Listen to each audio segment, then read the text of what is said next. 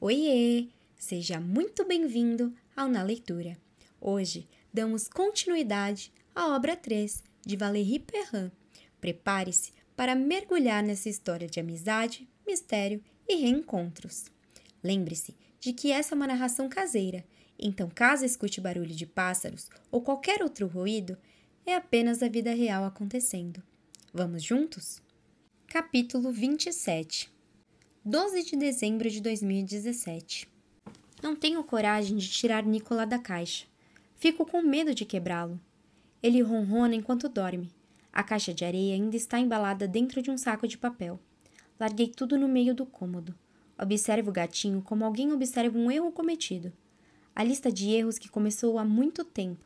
O peixinho vermelho, comprado na feira, matar aula, colar, roubar em lojas, beber e dirigir, soltar fogos de artifício em pleno verão em um jardim abandonado, a água do banho esquecida, o pedido de casamento, a resposta errada, a pessoa errada, saber disso, mas ir adiante mesmo assim, fazer promessas que não serão cumpridas, perder trens, pegar empréstimos, desmarcar na última hora um compromisso pelo qual você aguardava há muito tempo, sair de manga curta no frio, baixar a cabeça para não cumprimentar alguém, porque não é o dia nem o momento certo e se arrepender para sempre. Assinar uma escritura de venda no cartório, se comprometer, se descomprometer, o álcool nojento, as noites repugnantes, o famoso copo a mais, as manhãs difíceis, entrar num carro com um desconhecido, o casaco estampado que você comprou para variar um pouco do preto, mas que nunca será usado, o último romance de um autor que você gosta, mas não consegue terminar nunca.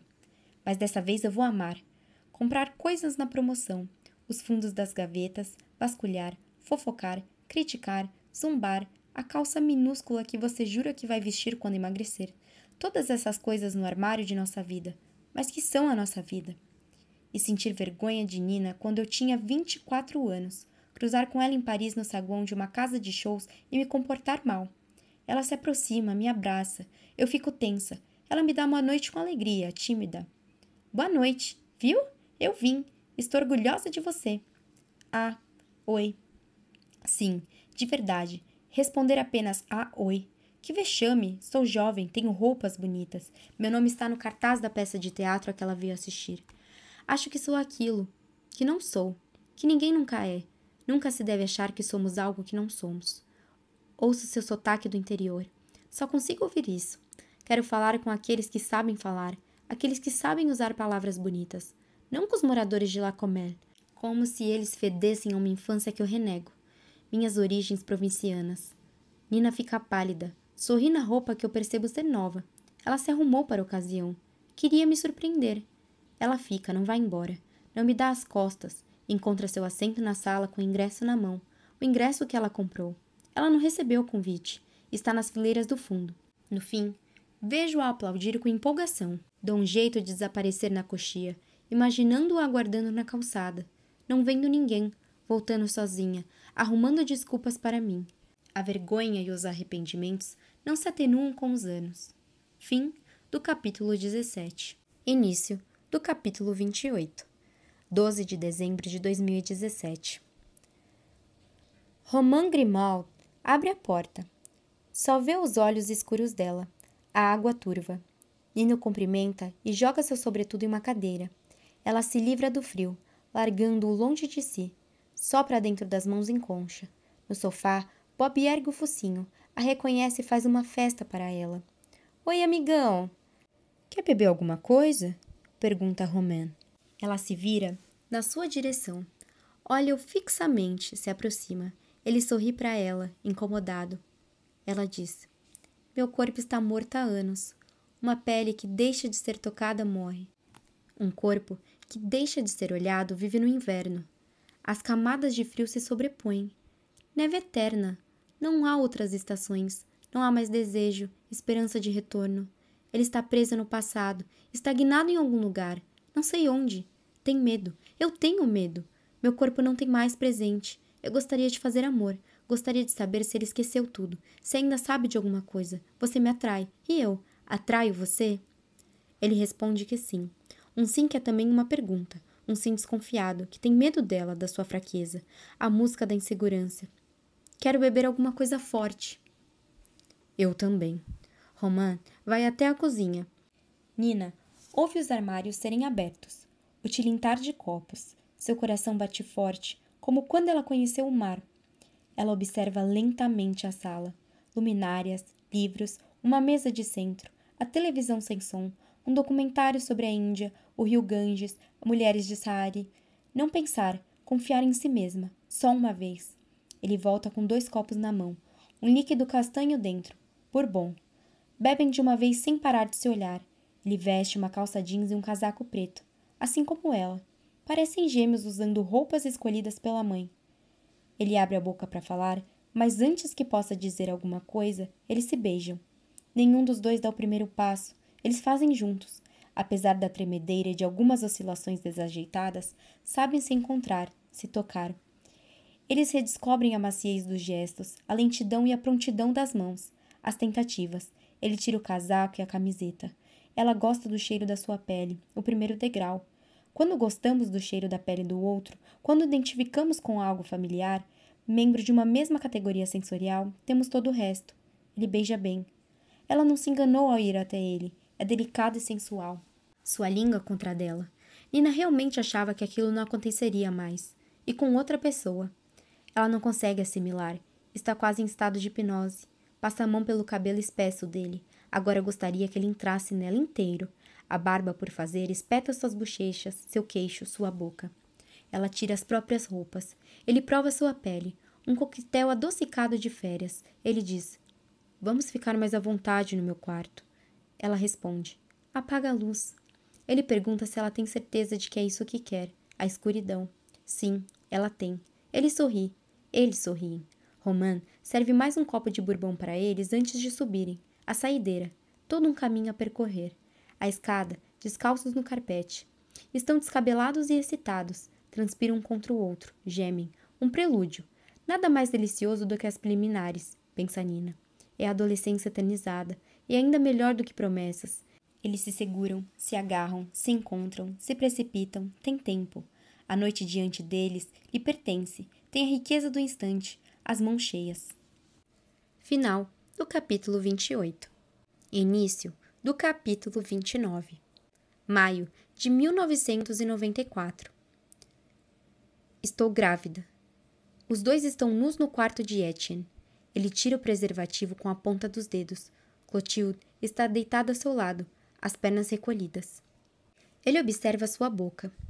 Parece um roedor. Ele sempre achou isso, que a boca de Clotilde é feia, fina e pequena demais.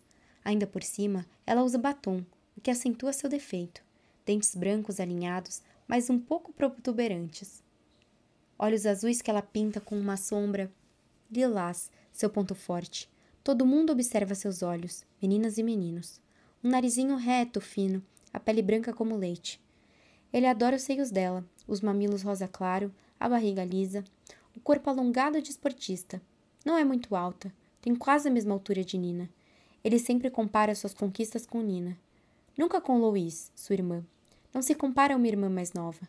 Nina é diferente de uma irmã. É indefinível. Uma amiga de infância. É isso que ele diz quando apresenta. Minha amiga de infância. Aquilo dispensa maiores explicações, tipo: não é minha namorada. Passamos o tempo todo juntos, mas não estamos juntos. Sobre Adrian, ele diz: é meu melhor amigo. Mesmo que não pense isso. Adrian também é outra coisa. Antes, os dois nunca faziam nada juntos sozinho, sem a presença de Nina. Mas desde que completaram 14 anos, Adrian vai até a casa de Etienne sozinho para tocar sintetizador e jogar videogame.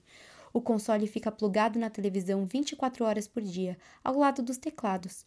Eles se sentam num velho sofá, escolhem Cosmic Carnage ou Sonic e jogam por horas a fio. Quando Nina aparece, Etienne empresta seu controle de má vontade, mas ela rapidamente perde a paciência, o que irrita os garotos. Ele dá um trago no baseado, fecha os olhos, só os abre quando Clotilde murmura: não sei o que eu fiz com a minha pílula. Ele faz uma pausa, cobre seu sexo com um lençol, cheio de pudor de repente, ou como se quisesse encerrar a proximidade, a intimidade entre eles. Etienne pensa no pai. O que ele dirá se souber? Com certeza se sentirá livre para insultá-lo. Mas só ficava calado porque Marie Laroux não suporta que comparem Etienne com Paul Emile. Mas se ele descobrir que o filho engravidou uma garota, não hesitará em dizer palavras que machucam. Que merda, geme Etienne. Eu sei, responde Clotilde. Tem certeza? Tenho. Foi no médico? Ainda não. Tem que ir logo. Eu sei. A gente tem um vestibular daqui a um mês. Toda quarta-feira, Clotilde e Etienne fazem amor na casa dele. Eles se trancam no quarto sem pressa, se aquecem e experimentam. Dois novatos de 17 anos explorando, buscando, descobrindo prazer. Uma recreação, nada demais. Quanto ao amor, Etienne pensará nisso mais tarde. Quando pensa no futuro, se vê morando com Nina e Adrien em Paris. É a primeira vez que ele fica tanto tempo com uma garota. 5 meses. Também é a primeira vez que se diverte com uma. Ainda não registrou de verdade o que Clotilde acaba de dizer. O reverso da moeda, diria seu pai. O baseado deixa um pouco zonzo. Há uma dualidade nele, fugir e se orgulhar. Ele engravidou. É quase uma prova de que é um homem de verdade. Dá até vontade de estufar o peito. E uma angústia crescente. Ser pai aos 17 anos. Que pesadelo. Um pesadelo significaria ficar em La Comelle. Ser como seus pais. Sair cedo, voltar tarde, esquecer seus sonhos. A criança tomaria seu lugar na piscina, no skate, na boate, tocaria sintetizador e jogaria videogame no seu lugar enquanto ele trabalharia para alimentá-la. Nunca. Nina só pensa nisso. Casar, ter filhos e uma casa. Que angústia! Etienne não acredita nela quando sonha com essa vida fictícia. Diz a si mesmo que aquilo vai mudar à medida que ela crescer, que os 3 vão viver de liberdade e água fresca, que certamente farão shows em todos os cantos, talvez até turnês mundiais. Etienne se veste, vai encontrar Adrien e Nina na casa dela para estudar. Passam horas decorando fichas e fazendo perguntas uns aos outros. Sem eles, Etienne nunca teria passado para o primeiro ano, muito menos para o segundo. Ainda não acredita que está no terceiro ano e aproveita as vantagens de ter chegado lá. Seus pais permitem que ele saia com os amigos, contando que os seus resultados continuem bons. Se quiser ir para Paris no ano que vem, vai ter que ir para a faculdade, qualquer uma. Seus pais nunca o deixarão viver de música. Enquanto assistia a Navarro e Commissaire Molin, ele decidiu que gostaria de virar policial. Policial e músico seria estiloso. Além disso, ele tinha uma vantagem: seu talento para esportes. Etienne assiste Clotilde se vestir. Grávida. É tão surreal quanto Nina ficando menstruada aos 10 anos. Algo que não existe no seu mundo. Eu levo você em casa, diz ele. Eles passam por Louise, sentada no sofá imersa na leitura. Trocam um rápido tchau até tarde.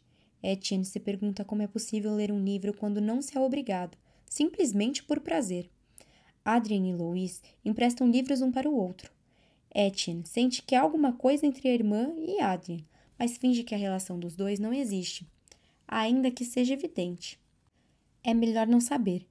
Estende o capacete para Clotilde, dá a partida na moto, percorre as ruas de La Comelle em alta velocidade. Ela se agarra nele. Etienne tem vontade de frear bruscamente para que ela caia, para que o largue, que deixe de existir. Está desesperado. Fica quase aliviado ao deixá-la em casa. Antes de ir embora, ele pede que ela vá ver um médico o mais rápido possível. Não consegue acreditar naquela história. Como é possível que suas brincadeiras sexuais tenham acabado em gravidez? Ela diz que toma a pílula e eles usam camisinha. É verdade que às vezes o negócio escorrega ou rasga, mas isso deve ter acontecido no máximo 2 vezes, não mais. Você vai se encontrar com eles? Pergunta Clotilde. Há uma repreensão subentendida naquela pergunta. Larga um pouco dos seus 2 amigos, vocês estão sempre juntos. Vamos estudar juntos. Etienne foge, literalmente para a casa de Nina. Abre a porta, sobe até o 2º andar. Há anos que não batem na porta quando chegam na casa um dos outros. É como se estivessem em suas próprias casas. Os adultos tinham se acostumado. Quando eles eram crianças, os pais achavam que aquilo passaria, que era uma fase, que depois que eles mudariam, sobretudo no ensino médio, quando fariam outros amigos. Mas como nada mudou, ainda era assim, eles se acostumaram. É natural. São jovens que parecem pertencer a uma mesma família, que cresceram juntos, que dormiram na mesma casa, partilharam refeições e dias de folga. É um apego muito forte. Josephine adora Etienne e Nina. Está sempre mexendo no cabelo deles, beijando-os com afeto. Sabe quais são seus pratos preferidos e os prepara especialmente para eles. Pierre se apegou a Adrien e a Etienne como fossem filhos de um irmão ou uma irmã que ele nunca teve. Marie Laure e Marc sempre incluem os outros dois nos jantares, e se Nina e Adrien ficam algum tempo sem aparecer na casa deles, sem dar notícias, sentem um vazio. Cada família viu os filhos das duas, outras mudarem de pele e de olhar, viu seus corpos passarem por uma metamorfose. Etienne sobe os degraus de 2 em 2 e empurra a porta do quarto. Nina e Adrien já estão sentados no chão de pernas cruzadas. Eles se fazem perguntas em inglês. Etienne dá um oi e se deita na cama. Não gosta de se sentar no chão. — Que você tem? Pergunta Nina. — Está pálido, parece até eu depois de ver o exorcista.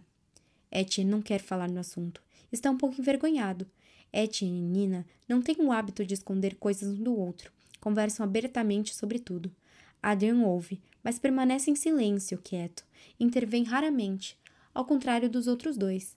Adrien só fala do ódio pelo pai, de suas leituras, de suas letras de música, mas nunca de sexualidade ou de amor. Quando estão a sós, Nina insiste. — E você ama quem? Prefere meninas ou meninos? É verdade que está apaixonado por Louise? Já beijou ela? Já transaram? E Adrien sempre responde. — Eu amo você. Então Nina se irrita. — Que saco isso de você não responder nunca. Fica tentando me enrolar. Eu te conto tudo. Nas noites de sábado, eles vão ao Clube 4, uma boate a 30 quilômetros de Lacomel. São os pais que os levam, alternadamente, e vão buscá-los no estacionamento às 4 da manhã. Eles se arrumam juntos, escolhem as roupas cuidadosamente, jantam cedo e bebem alguma dose escondido. Perfumam-se e escovam os dentes lado a lado. Às vezes, Adrien e Nina trocam a blusa um do outro. Etienne, muito maior que os dois, não pode participar da troca. Nina se maquia de leve, sob o olhar dos garotos. — Não exagera, senão fica vulgar, diz Etienne. Os três olham revistas e se penteiam como estrelas do rock, passando o pote de gel de mão em mão. Etienne joga seu cabelo louro de lado. Quer parecer com Kurt Cobain, que acaba de morrer. Adrien seca seu cabelo preto e cacheado de cabeça para baixo.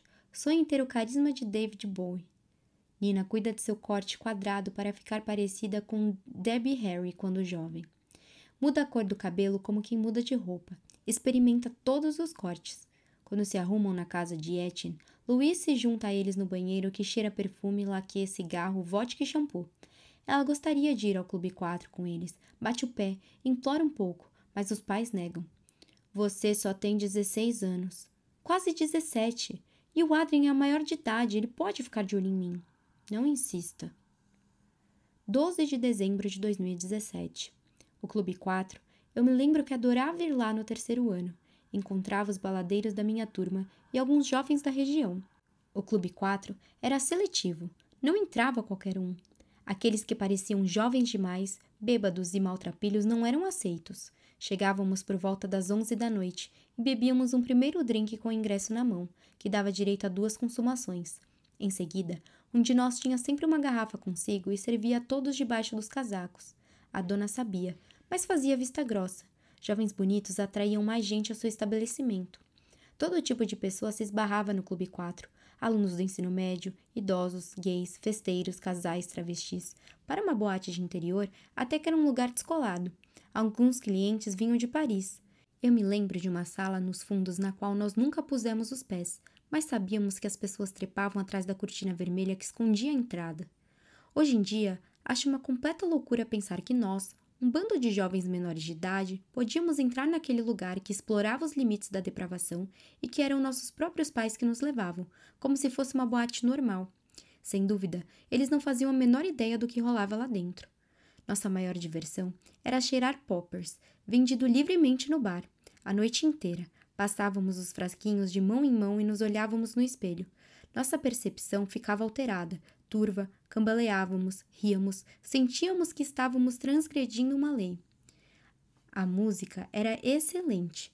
O DJ era um artista talentoso que mixava tech trance a maior parte do tempo. A música nos dava asas, acelerava nossa pulsação. Dançávamos colados uns nos outros, embriagados com as sensações de que descobriríamos simultaneamente. Brincávamos de ser adulto, descomplicados e livres, quando na verdade ainda éramos crianças que se beijavam na boca e estavam começando a explorar a sexualidade. À 1 da manhã, o DJ interrompia a música eletrônica e travestis de vestidos de paetê tomavam nosso lugar na pista de dança para imitar as divas americanas. Gloria Gaynor, I Will Survive, Donna Summer, I Feel Love, Eruption, One Way Ticket. Após o espetáculo, tinha sempre uma dança do tapete. Nina nunca escolhia Etienne na rodada depois de beijar alguém no centro do círculo. Perigoso demais, complicado demais, flertar com ele seria colocar a amizade deles em risco. E, além disso, eles conheciam demais. Só os desconhecidos pareciam desejáveis, intrigantes. Eram como aqueles velhos casais que não olham mais um para o outro. Adrien nunca participava. Ficava sentado no bar observando Nina e Etienne de longe, sorrindo. Quantas meninas e meninos estendiam encharpe para Etienne? Ele era o mais cobiçado, estava sempre no centro do círculo. Fazia aquilo com todo prazer, beijando as meninas de língua, e se estivesse bêbado, dando selinho nos garotos. Durante o 3º ano, Etienne estava namorando Clotilde Moreau, mais um motivo para beijar outras garotas durante a dança do tapete. Era o único lugar em que ela permitia aquilo, por mais que ficasse brava quando um beijo se eternizava ou se vingasse agarrando outro garoto. Etienne não suportava aquilo, levar um chifre na frente dos outros. Preferia morrer. Nina ainda não tinha dado, como diziam, e só pensava nisso. Era sua obsessão. Queria fazer aquilo com um cara por quem estivesse apaixonada, sobretudo a primeira vez. Estava louca por um tal de Alexandre, com quem devia ter trocado no máximo um "Oi, tudo bem? Tudo e você? Boa noite." Aquelas palavras haviam deixado trêmula, eufórica e enfraquecida. Ele sempre aparecia no Clube 4 lá pelas 2 da manhã.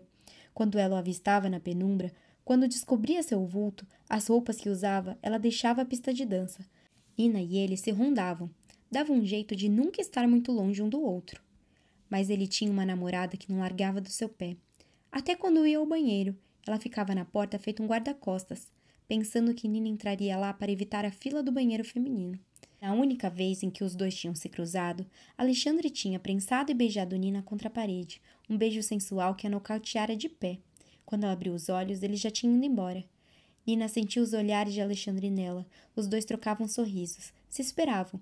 Às vezes roçavam as mãos ou os ombros, mas a sanguessuga estava sempre de olho.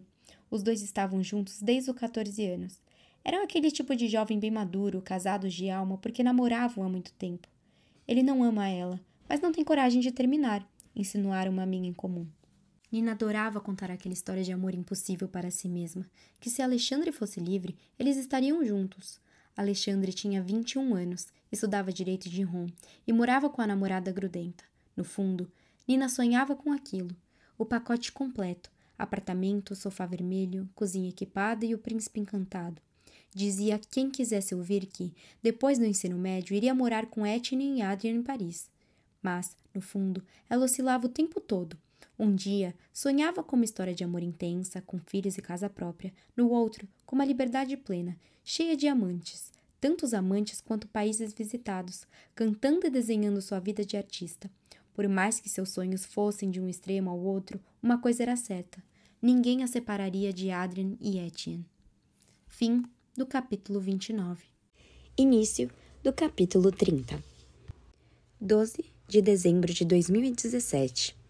Faz isso com todos os homens que adotam um cachorro no abrigo? Nina sorri. Quantos anos você tem? Pergunta ele. Em idade de cachorro ou de gente? Tem que multiplicar por quanto mesmo com os cachorros? Depende do tamanho. Eu devo ter 118 anos, e você? Também. Eu vou indo, diz ela. Pode ficar. Eu não durmo com ninguém há uma eternidade. É a eternidade longa. E você? Eu o quê? Há quanto tempo não dorme com alguém? Acho que uma eternidade também. Você não é casado? Divorciado. E você? Idem. Já são as duas coisas em comum entre a gente. Você tem filhos? Não, e você? Também não. Não sei como se chama um homem e uma mulher que não tiveram filhos. Órfãos ao avesso? Perdidos? Contrários? Solitários? Sem fraldas? Sem decência? Sortudos? Egoístas? Estéreis? Sem mãos? Sem barriga? Sem embriaguez? Sem chateação? Sem herdeiros? Felizardos? Efêmeros? Eternos adolescentes? Crianças perpétuas? Sem rastro? Sem alegria? Sem enxoval? Sem carinho? Sem vida após vida? Não vai ter nenhum gato pingado no seu enterro. Nina dá uma gargalhada. Você fica linda quando sorri, diz ele. Ainda estou bêbada. Seu bourbon me matou. Você só ri quando está bêbada? Nina se levanta e se veste. Homens podem ter filho até os 80 anos. Acho que Chaplin foi pai bem tarde. Nem tudo está perdido para você. Estou a salvo, então. E para você? Tudo está perdido? Deve estar. Te levo em casa? Não, vou voltar a pé. Vamos nos ver de novo? Vamos, se você for adotar outro cachorro. Romain sorri. Eu não te interesso mais? Nina não responde.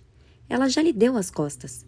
Desce a escada para pegar a calça jeans e o casaco, largados na sala. Os vestígios do amor. A TV ainda está ligada. O programa mudou. Imagens em preto e branco.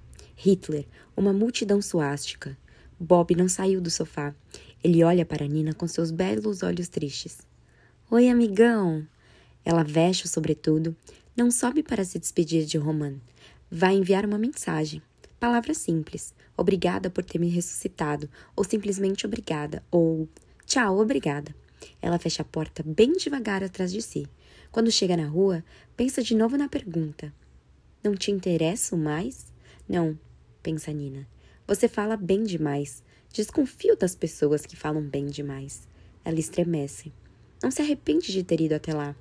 O amor não se esquece. Fim do capítulo 30. Início do capítulo 31. 15 de dezembro de 2017. Encontro Nicola no fundo de uma caixa no porão. Fazia 1 hora que eu o procurava por toda parte.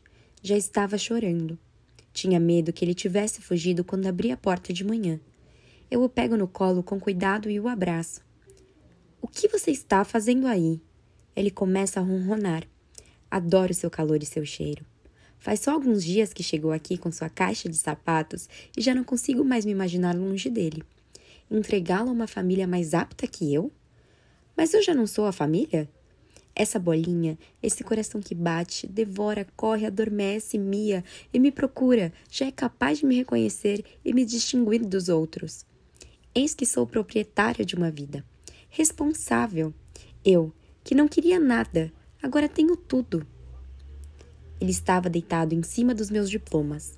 Sopro neles para tirar os pelos antes de fechar a caixa. Não os tiro de lá dentro desde que vim morar nessa casa. Para quê? Para enquadrá-los? Pregá-los nas paredes a fim de impressionar as poucas almas que entram aqui? Esses troféus empilhados uns nos outros não me servem para nada. Não passam de um colchão de papel para o meu gato. Seus nomes na lista. Nina Bu, aprovada, com conceito ótimo. Etienne Beaulieu, aprovado. Adrien Bobin, aprovado, com conceito excelente. Eles tinham segurado a respiração enquanto aguardavam para ter a certeza de que seus nomes estariam na lista antes de comemorar. Os 3 gritam ao mesmo tempo. Até Adrien, que normalmente é mais reservado, que fala tão baixo que os outros vivem pedindo para que ele repita as coisas. Até ele dá uma espécie de grito que lembra de Tarzan. Nina chora nos braços do avô. Eu passei, vô, eu passei! Pierre Bu não consegue conter as lágrimas. Olha para o céu, agradecendo Odile. À vida, ao amor, às nossas noites, aos nossos dias, ao eterno retorno da sorte. Etienne, embriagado de gratidão, vai dos braços de Nina aos braços de Adrien, murmurando: Obrigado, meus amigos, obrigado! É a primeira vez que ele abraça a Adrien. Depois encontra o olhar do pai, um olhar que diz muito, e se desmancha nos braços da mãe, que murmura: Parabéns, meu filho, muito bem! Está vendo só quando você se esforça? Marc Bliu fica calado, ao longe. A avaliação de Etienne foi mediana, o suficiente para passar. Sempre há um aluno medíocre nas famílias. Josephine derrama lágrimas generosas, abraçando Adrien. O abraço deles dura muito tempo. Ela conseguiu criá-lo sozinha. O que será que o pai dele vai dizer quando souber que o filho recebeu o conceito excelente? O que será que ele, que sempre ouviu os dois como erros da sua juventude, vai pensar? Adrien, Nina e Etienne rompem um círculo para se misturar aos outros alunos, para compartilhar sua alegria. Feliz, Josephine propõe uma celebração improvisada em sua casa. Todos concordam alegremente. Temos que nos recompor juntos depois de tantas emoções com os nossos 3 filhos e todos que quiserem vir. Vamos arrumar espaço. Eu sou como Louise, minha preciosa amiga. Observamos os outros discretamente, sem nos manifestar. Louise acaba de fazer sua prova final de francês. Tirou 17 de 20 na prova oral e de 19 de 20 na escrita. Está no segundo C. Quer ser médica e sabe que nada vai detê-la. É o que eu mais gosto nela, sua determinação. Na multidão de alunos, Clotilde encontra Etienne e se lança no seu pescoço. Ele a beija, a abraça. Não tem coragem de terminar com ela depois do aborto. Acompanhou-a no hospital. Esperou por ela. Levou-a em casa. O peso da culpa. Está esperando o mês de julho, as férias de 1 mês. Vai terminar com ela quando voltar.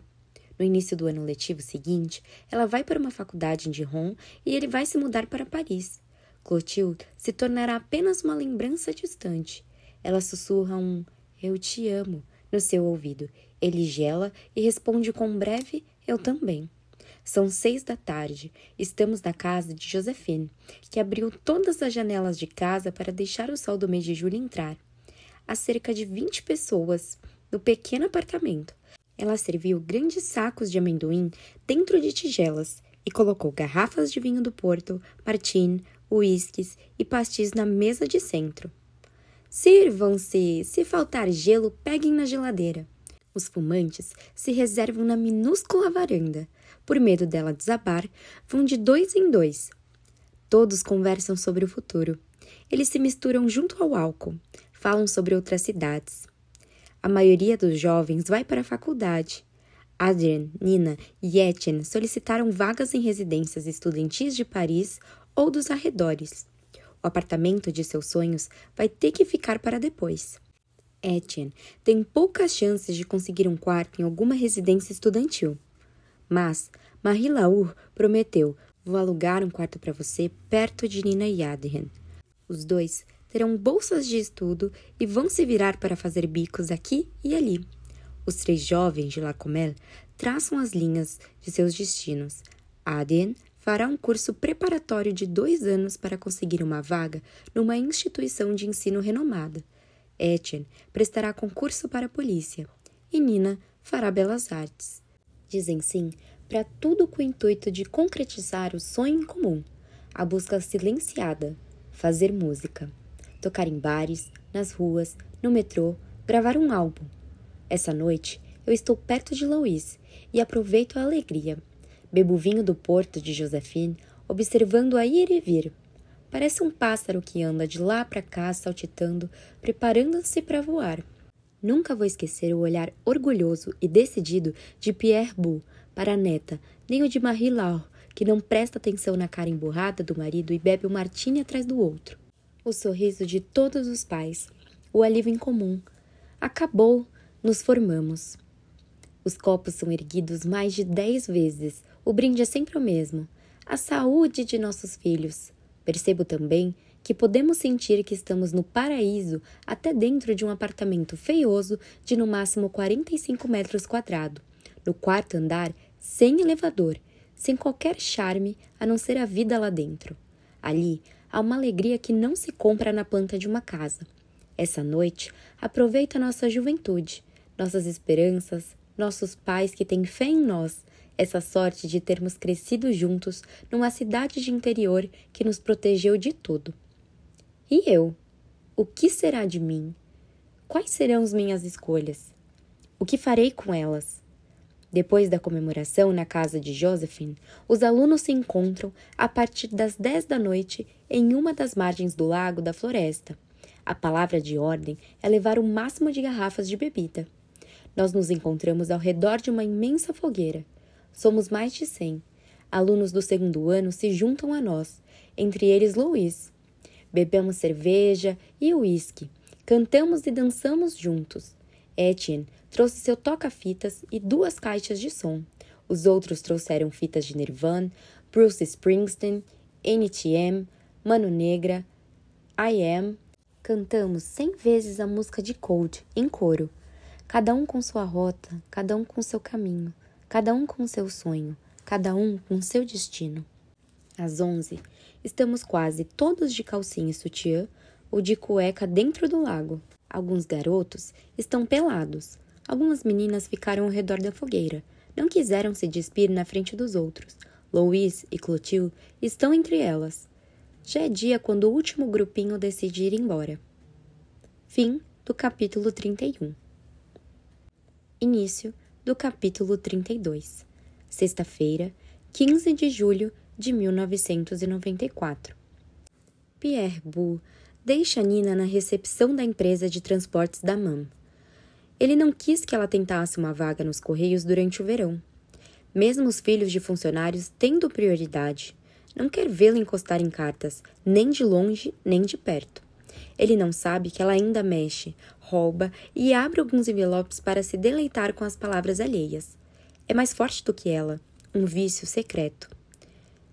Tenha um bom dia, trabalhe bem, meu pequeno. Ele sempre a chamou assim, de meu pequeno. Quando criança, ela perguntou certa vez: Vovô, por que você me chama de meu pequeno? Sou menina. Ele respondeu: Coração é masculino, e você é meu pequeno coração. Até mais tarde, vô. Nina se apresenta na recepção. Olá, meu nome é Nina Bou. Hoje é meu primeiro dia. Foi a mãe de Etienne que ajudou a conseguir um emprego. Marie Laure redigiu um currículo para ela e o deixou pessoalmente nas mãos do responsável de recursos humanos, um amigo seu. Levam Nina até a sala que ela vai ocupar durante 1 mês e meio. Está substituindo a senhorita Dallin durante suas férias de agosto. Vão treiná-la por 10 dias. Não é nada complicado. Receber fax, enviar fax, organizar as faturas em ordem alfabética na sala de arquivos do porão, digitar algumas cartas. Sabe usar o Word?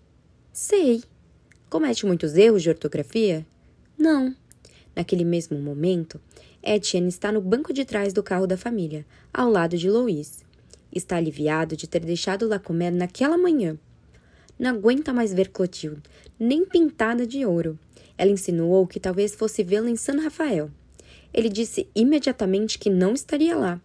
Disse que esse ano iria com a família passear de barco pela Córcega. Mentira. Tudo bem. Não aguentava mais aquela garota.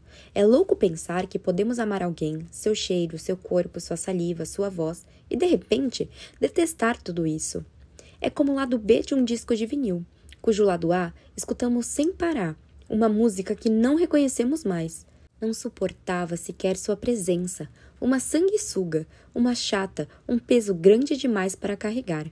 Você me ama, jura? Vamos ficar juntos para sempre? Não, não vamos, pensa ele. Etienne observa a irmã, que parece perdida em pensamentos. Tentou ler um dos seus livros, mas fica enjoada no carro. Você está apaixonado por Adrien? Pergunta ele baixinho para que seus pais não ouçam. Ela o encara fixamente por alguns segundos, estupefata. É a primeira vez que você me faz uma pergunta pessoal. Geralmente, só me dirige a palavra para pedir alguma coisa emprestada, ou para pedir, para mentir, te acobertar. Etienne se ofende com o comentário de Louise. Você é uma chata mesmo. Ele vira a cabeça e finge olhar a paisagem. Sim, estou apaixonada por ele. Dá para perceber, não? Ele a observa, desconfiado. Eu sabia. Vocês transaram? Pergunta ele, um pouco mais agressivo do que gostaria. Louise dá de ombros e cora. Fica calada. Etienne sabe que não vai mais abrir a boca até chegar em San Rafael. Adrien olha seu reflexo no espelho do banheiro. Diz a si mesmo que, no fim das contas, não é tão feio quanto achava. A cada dia, ele se parece mais com a mãe. Mais gracioso, mais suportável. As maçãs do rosto altas, o nariz fino, os lábios mais grossos do que o esperado, os dentes brancos e bem alinhados. Desde que se formou no ensino médio com honras, seu olhar mudou, como se a vitória tivesse ateado fogo aos seus olhos cor de avelã. Ele ainda é magro, quase demais, mas parece que isso muda com a idade. De qualquer forma, Tudo mudaria com a idade. Ele certamente não vai passar de 1,75 m. Detesta sua pele leitosa. É como uma roupa da qual ele gostaria de se livrar. Venderia sua alma para o diabo para ter a pele de Etienne, seu tom de cor de cobre. Observa seu rosto pálido, suas olheiras. Pensa que pelo menos vai ficar mais bronzeado no verão. Sua aparência estará melhor quando chegar em Paris. Ele também começa seu trabalho de verão hoje, assim como Nina. Vai ganhar um salário mínimo para distribuir gasolina e recolher as taxas dos botijões de gás no supermercado. 2 meses o separam de Paris. Até lá, está disposto a fazer qualquer coisa para ganhar a vida. Domingo, 31 de julho de 1994. Faz 15 dias que Nina e Adrien estão trabalhando. Só mais um mês até Paris. Deitados lado a lado na mesma toalha, os dois passaram bronzeador no corpo inteiro para acelerar o processo. Adrien sugeriu que fossem até o Lago da Floresta, mas Nina prefere a piscina municipal. O azul da sua infância está ali. O azul e aquele cheiro de cloro que ela adora sentir na pele todo o verão. Fede água sanitária, você é muito estranha, disse Adrien. Estranha? Eu? Olha quem fala, respondeu ela. Ela gosta dos gritinhos das crianças, de seus corpos fazendo a água respingar quando se jogam dos trampolins. Nina ainda sente o gosto de picolé de chocolate na língua. Adrien adormeceu. Ela escuta sua respiração. Todas as noites, eles ligam de um telefone público para Etienne e contam sobre seu dia. Se escutam, dizem banalidades, contam sobre os respectivos trabalhos. Nina pergunta sobre o mar. Está bom, responde Etienne toda vez. Ele pediu aos dois que não contassem a ninguém que vinham falando com ele, sobretudo a Clotilde.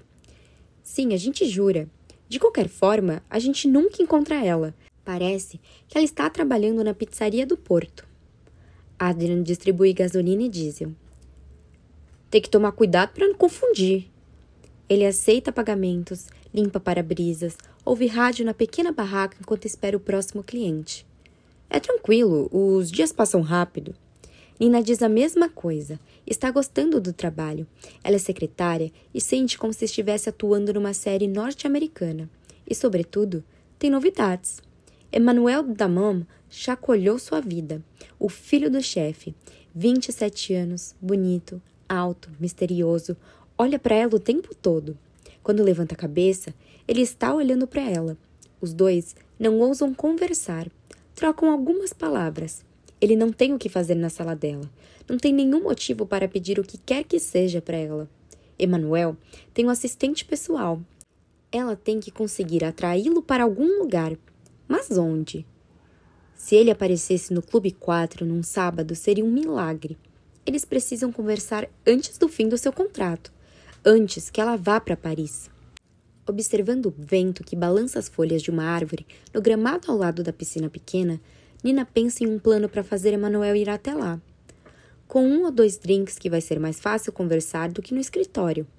Ela não sabe onde encontrá-lo em La Comelle. Ele tem carro. Parece morar com os pais em uma belíssima propriedade com várias construções, quadra de tênis e piscina. Não há a menor possibilidade de cruzar com ele no clube municipal. Ela sabe que ele estudou em Lyon antes de voltar à cidade para assumir o negócio da família. Ela quase desmaiou da primeira vez em que o viu. Sente-se corar.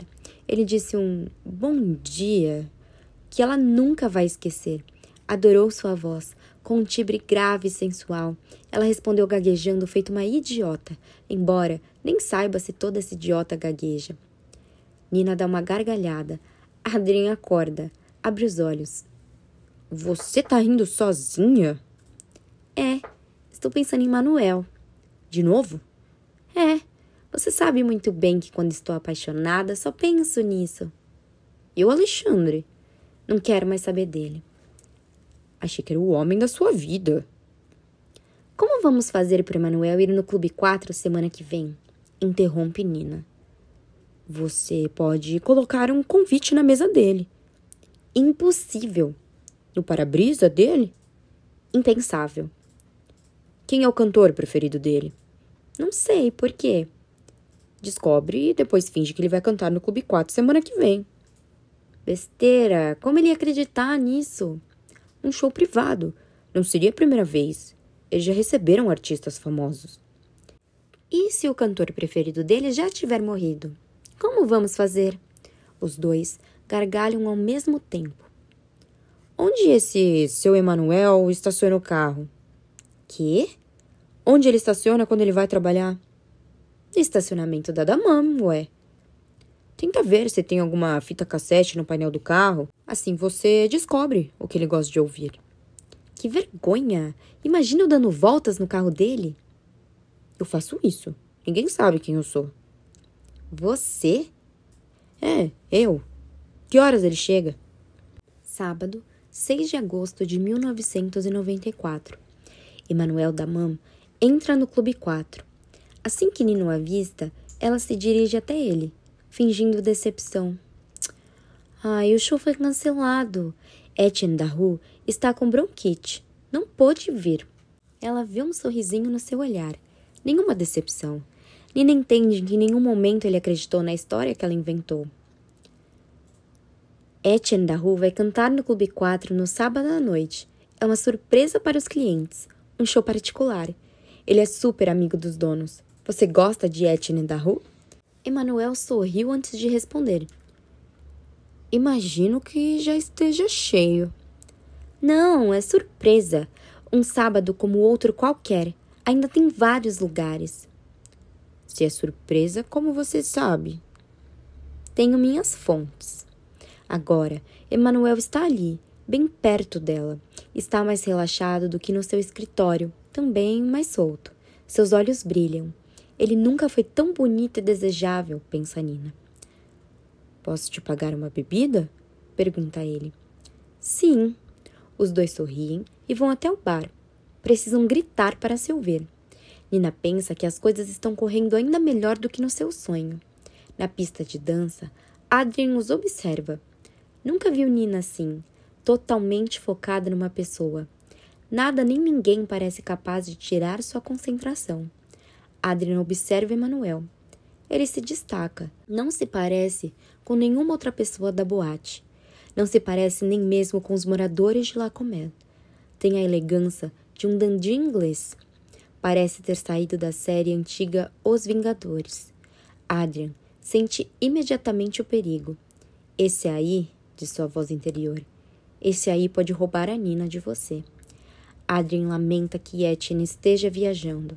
Se ele estivesse ali, essa noite tudo seria diferente. Ele iria buscá-la, a puxaria pela mão e diria: vem, vamos dançar, ou vem, vamos voltar para casa nós três e ver um filme. Ou então simplesmente: vem, esse sujeito tem 10 anos a mais que você. É velho demais para tirar sua virgindade. Juntos, Adrien e Etienne são mais fortes. Podem argumentar com Nina, acalmar seu ardor. Dos dois, é sempre Etienne que faz voltar à realidade.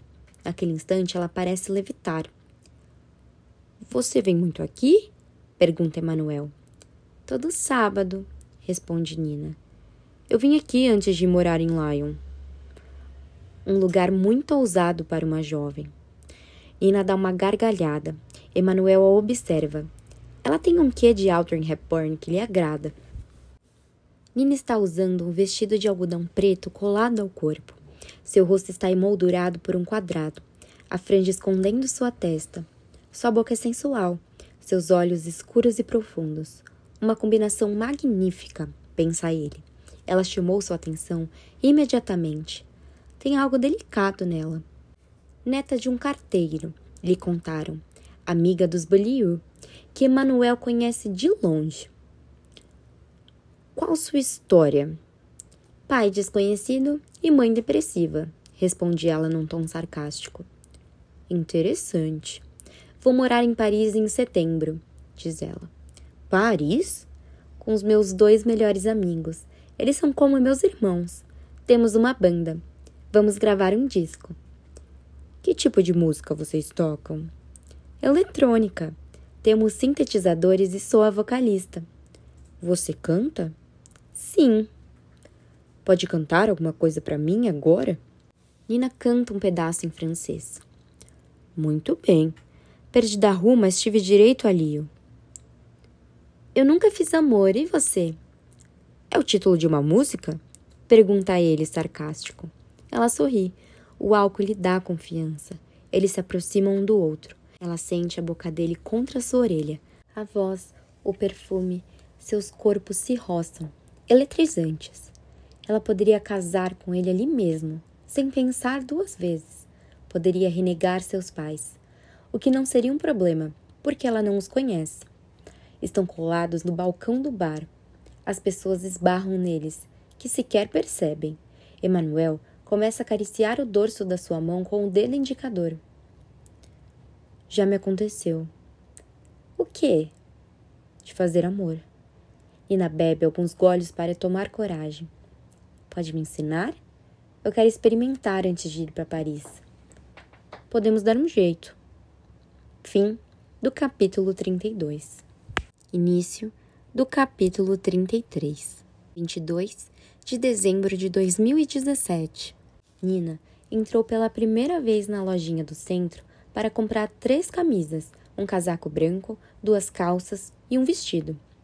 Um vestido e um casaco branco. O que eu vou fazer com isso? Faz 10 dias que ela passa todas as noites com Romain Grimard. Depois do trabalho, ela volta para casa, come qualquer coisa com pressa, toma um banho e troca de roupa. Então, vai a pé até a rua Rosa Miller. Ela vai embora depois de fazer amor, dizendo que seus gatos a estão esperando em casa. Acaba de gastar 300 euros em coisas que não vai vestir. Mulheres são tolas a esse ponto mesmo?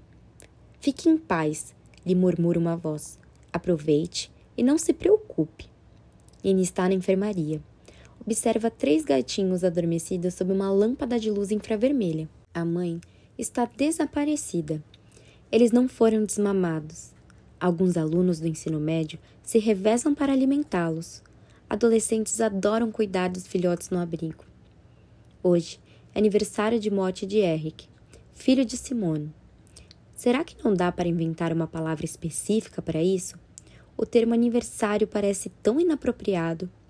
Nina poderia perguntar a Romain. Ele conseguiu encontrar muitas descrições para pessoas que não têm filhos. Nina observa Simone pela janela da enfermaria. Ela prende uma longa guia à coleira dos cães, um após o outro, e passeia com eles, a postura sempre ereta. Simone parece uma dançarina profissional, com um casaco de flanela e um lenço da Hermès na cabeça. Lembra uma grande dama perdida em meio àquelas construções de cimento, uma rainha da Inglaterra no interior. Naquela manhã, ela simplesmente disse a Nina, enquanto procurava suas luvas na bolsa.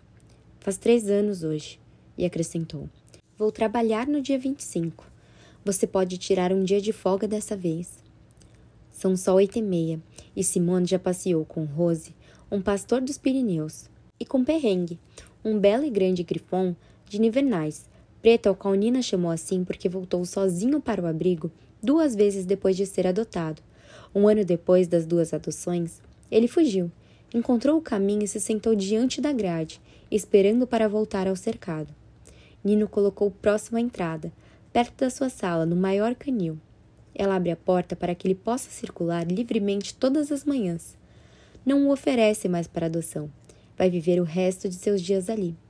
Ela pensou em levá-lo para casa, mas no fundo, sua casa é ali. É ali que ele passa a maior parte do tempo. A manhã estava fria. Uma luz de inverno, um sol azul acinzentado. Nina entra no gatil, onde todos se espreguiçam, bocejam, esperam. Aguardam um colo, um apartamento, uma casa, uma varanda, um jardim, uma vista. Hábitos de outro lugar. Um velho solitário ou uma família numerosa, rico ou pobre, pouco importa. O que importa é a atenção e o carinho. Durante os dias de portas abertas do abrigo, eles são observados e afagados. Preferem alguns aos outros. Então, enquanto esperam, eles dormem nas cestas forradas que as pessoas doam. Nina veste luvas de plástico, troca as caixas de areia, limpa o chão, se dirige aos felinos que a observam com um ar cansado, os olhos semicerrados. Os mais novos brincam, correm atrás dos outros, escalam as coisas e arranham os postes de gato. Os mais velhos reclamam quando há muita confusão ao redor. Eu fiz amor ontem. Os olhos amarelos, azuis, Verdes a observam com interesse, como se ela contasse uma história para crianças. Não façam essa cara. Eu sou uma mulher, poxa. Não sou só a faxineira de vocês. Vocês lembram do cara alto que veio adotar Bob? É ele. Sim, é verdade. Eu não fui muito longe para conseguir o que eu queria. Vocês devem estar me achando patética. Mas enfim, a gente faz o que pode com aquilo que tem. Vocês sabem bem disso. Simone se junta a ela no gatil. Está falando sozinha? Não, estou contando coisas sexuais para os gatos. Eu também teria coisas para contar a eles. Lembranças do passado. Simone vai acariciá-los, pegá-los no colo. Atualmente, são mais de 50. Em breve, Nina não poderá aceitar mais nenhum. Vai ter que encaminhá-los a outros abrigos. Antigamente, o gatil ficava cheio só na primavera. Agora é o ano todo. Um desastre. A maioria acaba sendo dada ou vendida para qualquer um. Ou vai parar dentro de uma lata de lixo em meio a restos de comida. Ou na rua, com os olhos colados, famintos e infestados de parasitas. Nina gostaria de iniciar uma campanha de castração com a ajuda do prefeito. A vida é muito estranha. Eles geram um monte de filhotes, enquanto eu sou incapaz de gerar um, e Simone perdeu o seu, pensa Nina. Está tudo bem? Pergunta ela a Simone. Sim, queria que o dia acabasse. Desde que Eric foi embora, eu sempre quero que o dia acabe. O presente me atrapalha. Não sei o que fazer com ele. Somos muito aqui hoje. Pode voltar para casa se estiver cansada. Não, de jeito nenhum. Bom, vou voltar ao trabalho. Nina entra no canil. Tudo se dá no olhar. Ela sabe qual animal vai se aproximar de tal pessoa. Quando alguém entra no abrigo e pede para ver as gatinhas brancas, é comum que a pessoa saia de lá com um macho tigrado. Cada um tem uma personalidade, seu modo de vida, suas particularidades. Se alguém se apaixona por um cão e o animal ignora essa pessoa, Nina não deixa que o animal seja adotado. Estaria fadado a problemas, a um retorno precipitado. Nina não busca adoções a qualquer preço. Quer construir uma história de verdade entre a pessoa e o animal. Em 17 anos no abrigo, já cometeu erros, mas isso faz parte dos riscos de qualquer trabalho. Não há nada pior do que os que devolvem os animais. No fim das contas, não vai dar. Ele tem medo de tudo, chora muito. Ele é agressivo, parece que não gosta da gente. Estou me divorciando e minha esposa não quer ficar com ele. Ele fede, solta pelo, é feio, solta pum. É muito caro. Enquanto ela atravessa o abrigo, um vulto familiar chama a atenção de Nina, se balançando num pé só. Um adolescente parado na frente do escritório. Ela pega a bombinha e faz uma inalação curta e seca. O frio cai. Uma espécie de chuvisco começa.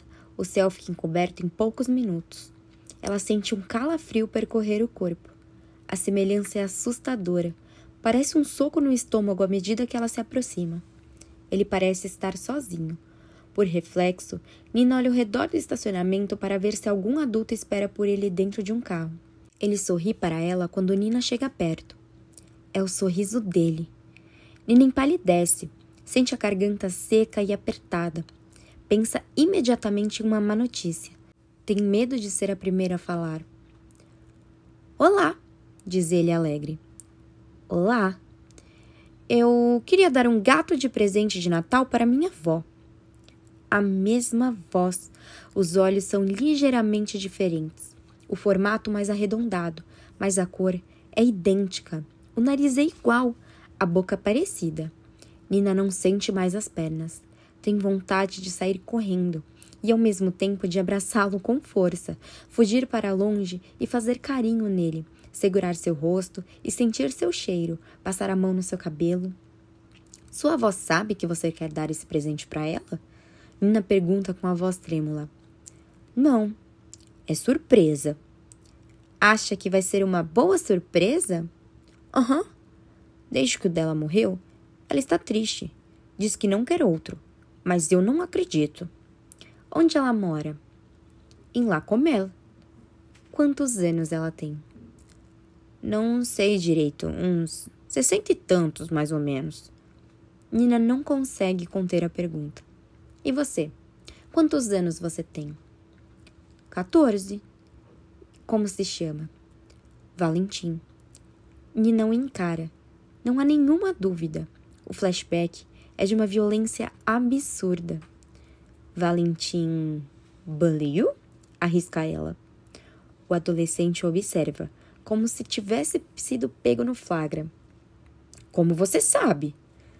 Você parece com seu pai. O menino arregala os olhos, mal disfarçando a surpresa. Você conhece ele? Estudamos juntos. Era com você que ele tocava música? Segundo soco no estômago, ela pega a bombinha, faz outra inalação rápida. O que é esse negócio? Pergunta Valentim, apontando para o inalador que ela tem na mão. Remédio para asma. Dói? Menos do que ver você, pensa Nina. Não, ao contrário, me ajuda. É caro comprar um gato de vocês? Depende da idade do gato. Quanto tempo eles vivem? Entre 15 e 20 anos. Quer ver eles? Valentim sorri. Quero. Você tem algum bicho de estimação? Minha mãe não deixa. Eu queria muito um pastor alemão. Minha mãe. Quem será a mulher com quem Etienne teve um filho?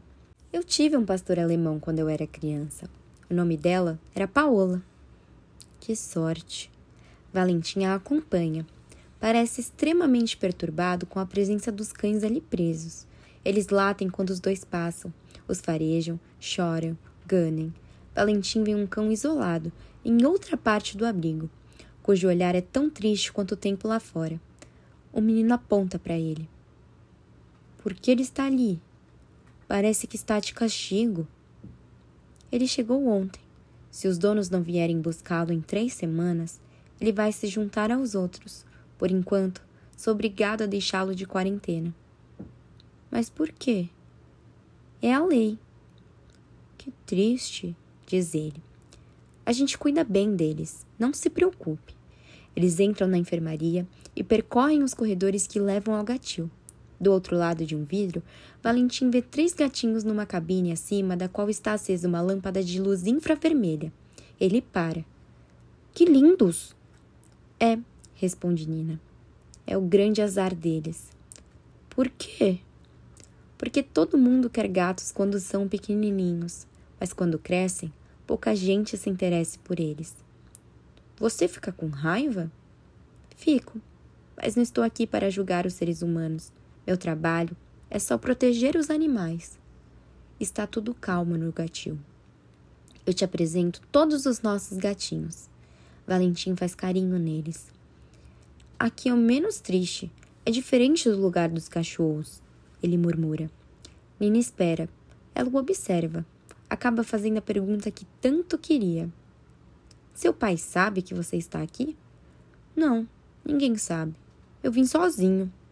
Valentim parece saber exatamente o que quer. Como está a Louise? Pergunta Nina. A titia? Ela tá bem. Titia. Nina diz a si mesma que ela própria não é nem mãe, nem tia. Diz a si mesma que não é nada. Pensa nas palavras de Romano que a fizeram rir. Não vai ter nenhum gato pingado no seu enterro. Sem sentir as pernas, ela vai se sentar num banco, o das acariciadoras.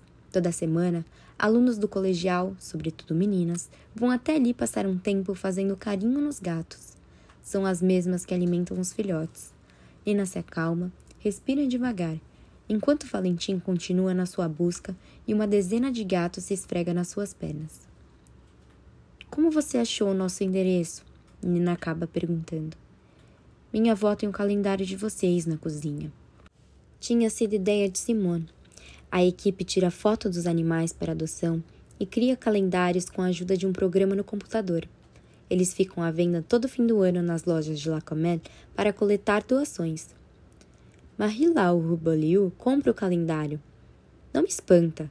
Ela é tão generosa. Sinto tanta vergonha, pensa Nina. Ela me abrigou, me protegeu, me apoiou, me amou. Eu nunca mais fui vê-la, nem para ter notícias dela. Como vou escolher? São todos muito fofos, murmura Valentim aborrecido. Tenho uma ideia. Na noite de Natal, você coloca o envelope debaixo da árvore com o nome da sua avó. Dentro dele vai ter um vale para um gato do abrigo, e ela mesma pode vir escolher um. O rosto de Valentim se ilumina. Vem, vamos fazer o vale juntos na minha sala. Tem que passar de novo pelos cachorros para ir até sua sala? Sim. Valentim faz uma careta. Não tem outro caminho? É só você fechar os olhos. Eu seguro sua mão. Está bem. Nina tira as luvas. Queria que aquela travessia pelo abrigo durasse 1000 anos.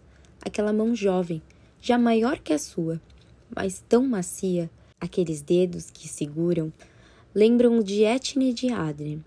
Eles a conectam à sua adolescência, a despreocupação, feito um cabo ligado a uma fonte, uma luminária no inverno, um banho de sol. De olhos fechados, Valentim se deixa guiar, como se andasse numa corda bamba e tivesse vertigem. Seu perfil é perfeito, como o do pai. Agora chove, a neve derretida no seu cabelo. Eles entram na sala de Nina e soltam a mão um do outro. Nina se vê novamente só. Ela abre uma das gavetas, pega o carimbo do abrigo e 2 adesivos. Começa a fabricar uma espécie de vale de Natal numa folha de caderno quadriculado. Nunca fez aquilo e nunca mais vai fazer. Animais não podem ser trocados por um vale, mas aquela é uma situação excepcional. Como meu pai era quando era pequeno? Ele nunca foi pequeno, sempre foi imenso. Os olhos de Valentim faiscam, o mesmo brilho de alegria no olhar de Etienne. Um longo silêncio faz entre eles enquanto Nina desenha um gato com caneta esferográfica. Não é um silêncio incômodo, já é um silêncio como aqueles partilhados por pessoas que se conhecem bem, que não se sentem obrigadas a preencher vazios. Você desenha super bem. Obrigada. Vou levar você em casa, diz Nina entregando o vale-presente. Posso voltar a pé. Está nevando. Ele tira uma nota de 20 euros do bolso. Quanto eu devo pelo gato? Excepcionalmente, nada. Quero fazer uma doação. Não posso aceitar dinheiro de um menor de idade. Por quê? É a lei. A lei é idiota. É que nem o cachorro sozinho ali. É idiota. É só você dizer que foi meu pai que te deu essa nota de 20. Nina pega o dinheiro, enfia a nota numa caixinha e em troca entrega adesivos com o símbolo do abrigo ao adolescente. Pronto. Posso vender isso para você. Pode colar onde quiser. Os dois se levantam ao mesmo tempo. Valentim segue Nina. Ele também a observa de esguelha. Não a olha de um jeito normal, como um adotante qualquer. Ela não acredita mais na história do gato que ele quer dar de presente para a avó.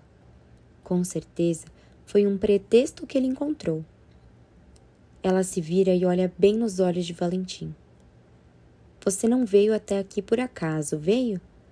Valentim finge não entender o que ela quer dizer. Ele desvia o olhar. Você veio aqui para me ver, insiste ela. A expressão de Valentim muda. Seus traços ficam tensos. Era porque meu pai vai morrer. Fim do capítulo 33. Capítulo 34. Sexta-feira, 12 de agosto de 1994. Daqui a 3 semanas, Nina vai morar em Paris, pensa Pierre Bou subindo ao meio-fio. É bom, ela vai ter uma vida boa. Eu consegui. No fim das contas, acabei me virando bastante bem. É uma menina gentil. E não vai ficar sozinha, com Etienne e Adrien por perto. Não tenho com o que me preocupar. Ele para e enfia um envelope por baixo da porta da senhora Brullier, uma mulher simpática que mora na rua John Kennedy, número 15. Suas cortinas estão fechadas. Ela está de férias. Como todos os anos, antes de viajar, ela pediu ao carteiro para não colocar nada na caixa de correio. Pierre Bou conhece de cor as ruas de Lacombe. Ele as percorre de bicicleta há 36 anos. Uma bolsa na frente, 2 atrás, uma nas costas e a pochete de dinheiro na barriga, presa na transversal por uma tira de couro entre o ombro esquerdo e o quadril direito. Ele já mudou pelo menos 10 vezes de bicicleta e uniforme desde que começou. Já perdeu as contas. Começou em 1958, quando completou 20 anos de idade. Viu aquelas ruas escuras, as ruas ensolaradas, os becos sem saídas, as praças sombreadas, em todas as condições meteorológicas. 36 anos pedalando davam 144 estações, 190 mil quilômetros, 7 mordidas de cachorro e 3 quedas, entre as quais uma quebrou seu ombro. 2 meses de licença em 1971. Em média, 500 caixas de correio por dia, de cap ao boné, de De Gaulle a Chirac, passando por Giscard e Mitterrand. Ele foi ultrapassado por 4 CVs da Renault, por Tractions da Citroën e agora por Twins e Safranes. Faz a mesma rota desde que entrou para os Correios. As curvas difíceis, os meios-fios, as antigas contramãos, as novas contramãos, os semáforos, as prioridades, os quebra-molas, as placas que ninguém respeita, as ruas mal frequentadas, os vira-latas que o detestam, que o ameaçam, os bonzinhos, os medrosos, como seus donos, os que se mudam, que vão embora sem deixar endereço, as cartas que ficam, os que morrem, que oferecem um café, uma taça de vinho que ele finge beber de um só gole, um suco de laranja, um bolinho, os que não abrem a porta quando ele tem um pacote que precisa de assinatura, que moram no 6º andar sem elevador, as caixas de correio sem nome, que transbordam, dentro das quais crianças mijaram, os capachos, os parapeitos de janela, os bilhetes colados nas portas. Carteiro, se eu não estiver em casa, deixe o pacote com os vizinhos da direita. As pessoas que esperam boas notícias, as meninas que dão um beijo nele, os pais de família que tremem de medo com a possibilidade de receber uma conta de água muito alta, que o insultam ao receber uma carta do imposto de renda, as adoráveis senhorinhas para quem ele troca uma lâmpada, faz compras, preenche a declaração fiscal, busca os remédios na farmácia. Ele é a única referência, o carteiro, a única pessoa que elas veem desde o dia que não tem fisioterapia, ou o enterro de uma amiga. Ele sempre começou seu turno às 5, depois do descarregamento dos caminhões, espalhando as cartas sobre as mesas de triagem. Primeiro a triagem geral, depois a triagem por bairro, enfim, a triagem por rua, suas ruas. Antes de sair, ele faz a seleção das cartas registradas e das ordens de pagamento. Desde que começou a trabalhar como carteiro, ele carrega milhões de francos consigo. Até o último mês de março, era Pierre Bou quem pagava os subsídios, as aposentadorias e as pensões dos filhos dos moradores de sua rota. Durante 36 anos, ele chegou a pedalar com 10 milhões de francos por dia na pochete. Às vezes, fazia até 50 pagamentos por dia. Há 5 meses, sua pochete está vazia, desde que inventaram transferências que podem ser feitas diretamente para a conta dos beneficiários. Ele não entende nada de tecnologia. Dizem que é o progresso. Agora, as pessoas enviam fax e digitam no Minitel.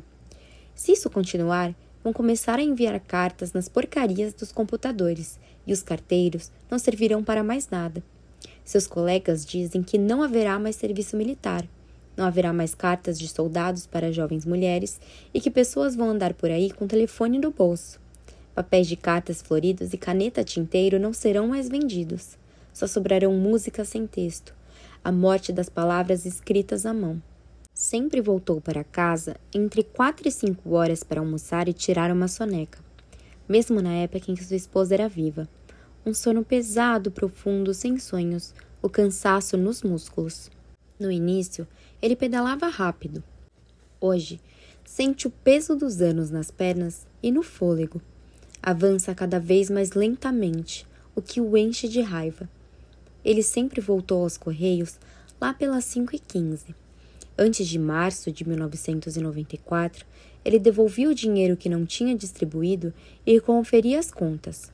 Agora, ele só devolve as cartas registradas, que serão reapresentadas na manhã seguinte. Às vezes, ele deixa o resto da correspondência em casa, para simplificar a triagem. Tudo é notificado e deve ficar nos Correios, mas seus colegas fazem a mesma coisa. Todo mundo sabe, mas não se toca no assunto. O chefe faz vista grossa. Foi por isso que Pierre perdeu a cabeça quando descobriu que Nina furtava cartas. Era um erro profissional imperdoável. Ele, que nunca cometera nenhum, a não ser com Odile, quando ela adoeceu. Essa noite, Pierre estava de férias. É a primeira vez na vida que tira férias depois do 15 de agosto. E tudo isso por causa do Preço Certo, o programa de televisão apresentado por Philippe Risoli. Bertrand Delarte, seu colega de trabalho e amigo, participou do programa no fim do ano passado. 15 moradores de La Comelle pegaram uma van até Paris. Quando Bertrand voltou do seu périplo, fez o maior suspense e disse a Pierre de um jeito estranhíssimo: assista ao programa na segunda-feira da semana que vem e no domingo da semana seguinte. Vou manter a surpresa. Podemos trocar nossas férias esse ano? Na segunda-feira, Pierre interrompeu sua rota no almoço para ver seus colegas da televisão. Pierre nunca tinha assistido aquele programa. Não sabia nem que ele existia. Seu amigo Bertrand foi selecionado por acaso entre os 4 outros candidatos. Desceu uma escada ao som de aplausos da plateia. Pierre reconheceu algumas pessoas de La Comelle. Bertrand se posicionou atrás de um púlpito. Quando o apresentador Philippe Risoli perguntou de onde ele vinha, Bertrand respondeu: de La Comelle, em Saône-et-Loire. E atrás dele, todo mundo gritou como se fosse um acontecimento vir de lá, como se tivessem ganhado a Copa do Mundo. E o que o senhor faz em Saône-et-Loire, Bertrand? Perguntou Philippe Risoli. Sou carteiro. Então, a mesma coisa, todo mundo aplaudiu, gritando, como se os carteiros tivessem andado na lua. Em seguida, houve o presente selecionado. Uma jovem bonita acariciou um abajur de cerâmica perfeitamente equilibrado sobre seu tripé redondo com cúpula da mesma cor. Cada um dos 4 candidatos disse um preço, um por vez. Uma tal de Sandrine de Dorgon ganhou, dizendo que o preço era de 2.615 francos. Pierre nunca tinha visto um jogo mais estúpido. Um tal de Gilles Lupes, de Ardèche, fez sua entrada. O que o senhor faz da vida?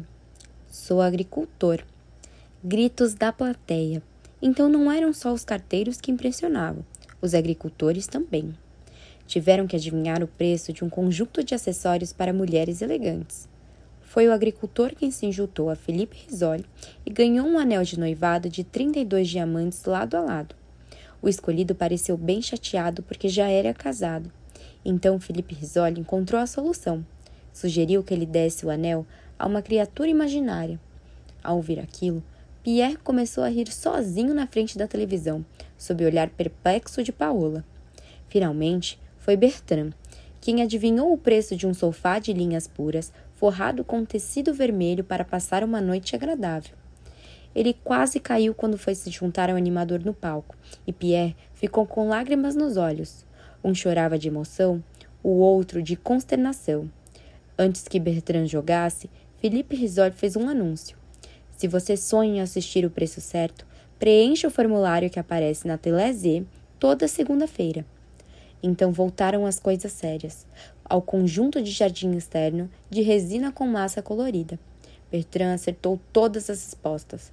Pierre teve que abaixar o volume da televisão, de tão estridente que era a campainha da vitória. Histeria geral, a plateia batia palmas. Parecia que tinham drogado ou embebedado as pessoas. Talvez os dois. Bertrand parecia incomodado de estar ganhando todo aquele dinheiro. Permaneceu firme. Não se deixou levar por nenhuma emoção, o que pareceu decepcionar o público. O senhor costuma ter muita sorte?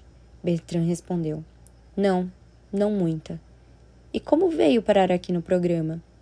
Foi minha esposa quem preencheu e enviou o formulário.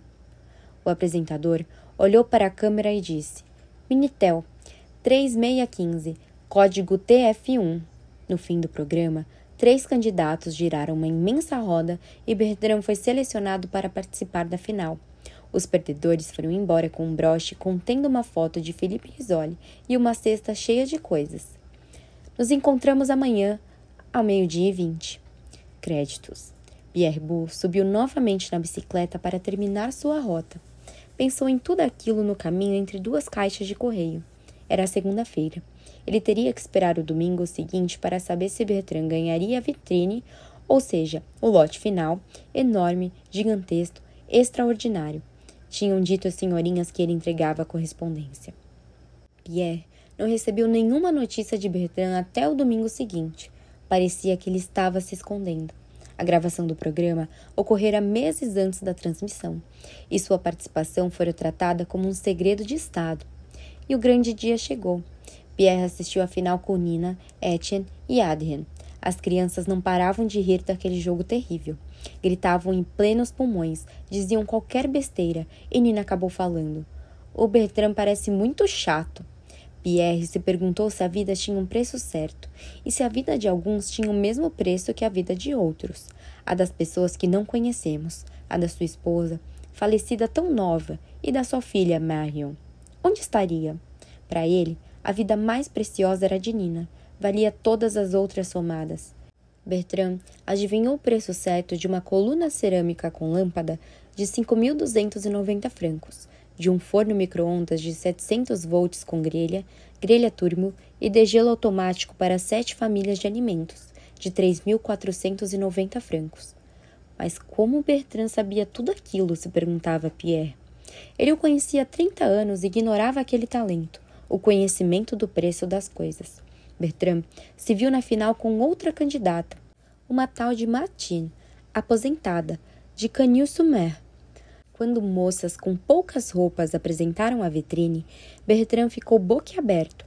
Um dormitório, um banheiro com móveis e banheira de hidromassagem, uma lâmpada halógena, uma mesa de vime com tampa de vidro chanfrado, poltronas, um vaso transparente que evoca o oceano mais puro, um carro, uma moto, uma geladeira, uma estadia na Tunísia e um trem elétrico. Ele tinha que adivinhar a quantia aproximada de todos aqueles lotes somados. Aquele que dissesse o valor mais próximo do preço certo ganharia. Cada um dos 2 finalistas escreveu um valor num pedaço de papel. Philippe Risoli leu as 2 respostas em voz alta. Para Bertrand, a vitrine proposta esta semana vale 134 mil francos. Para Martine, 220 mil francos. O preço certo da vitrine é 163.459 francos. Bertrand ganhou. Nina gritou. Cacete, vô, seu amigo ganhou! Eles estavam um pouco atrasados, disse o apresentador. Uma voz em off anunciou a vitrine da semana seguinte com uma nova plateia e novos candidatos. Então, passaram os créditos. Pierre não acreditou. Seu amigo tinha ganhado tudo aquilo e não disseram nada. Só falaram em trocar as férias. Mas onde tinha colocado aquele banheiro, aquele carro e aquela moto? Seu apartamento era minúsculo e ele não tinha garagem. Seu carro velho dormia na rua. Eu vendi, respondeu Bertrand quando ele fez a pergunta. Só ficara com as férias na Tunísia e deram o dinheiro aos 2 filhos que lhe restavam. Bertrand tiveram 3, mas o mais novo partira com 1 ano de idade. Foi assim que Pierre Boulle mudou as datas de suas férias pela primeira vez na vida, por causa do preço certo. Se não tivesse tão cansado, aquilo faria sorrir. A gente tem que ver o lado bom das coisas também. Dali a 3 semanas, ele poderia acompanhar Nina até Paris e passar alguns dias com ela. No dia 6 de maio de 1981, uma mulher completamente nua abrira a porta para pegar seu pacote. Eles sentiram um choque tão grande que quase tiveram um ataque cardíaco. Foi exatamente o que sentiu quando um caminhão da transportadora da MAM não lhe deu a preferência e o atingiu em cheio. Fim do capítulo 34. Início do capítulo 35. 22 de dezembro de 2017. Marie-Laure está na cozinha. Seus 3 filhos chegaram na noite anterior. Era o único momento do ano em que todos se reuniam. 5 dias de parênteses. Fora isso, eles nunca iam até lá na mesma época, mas nunca deixariam de passar um Natal em família.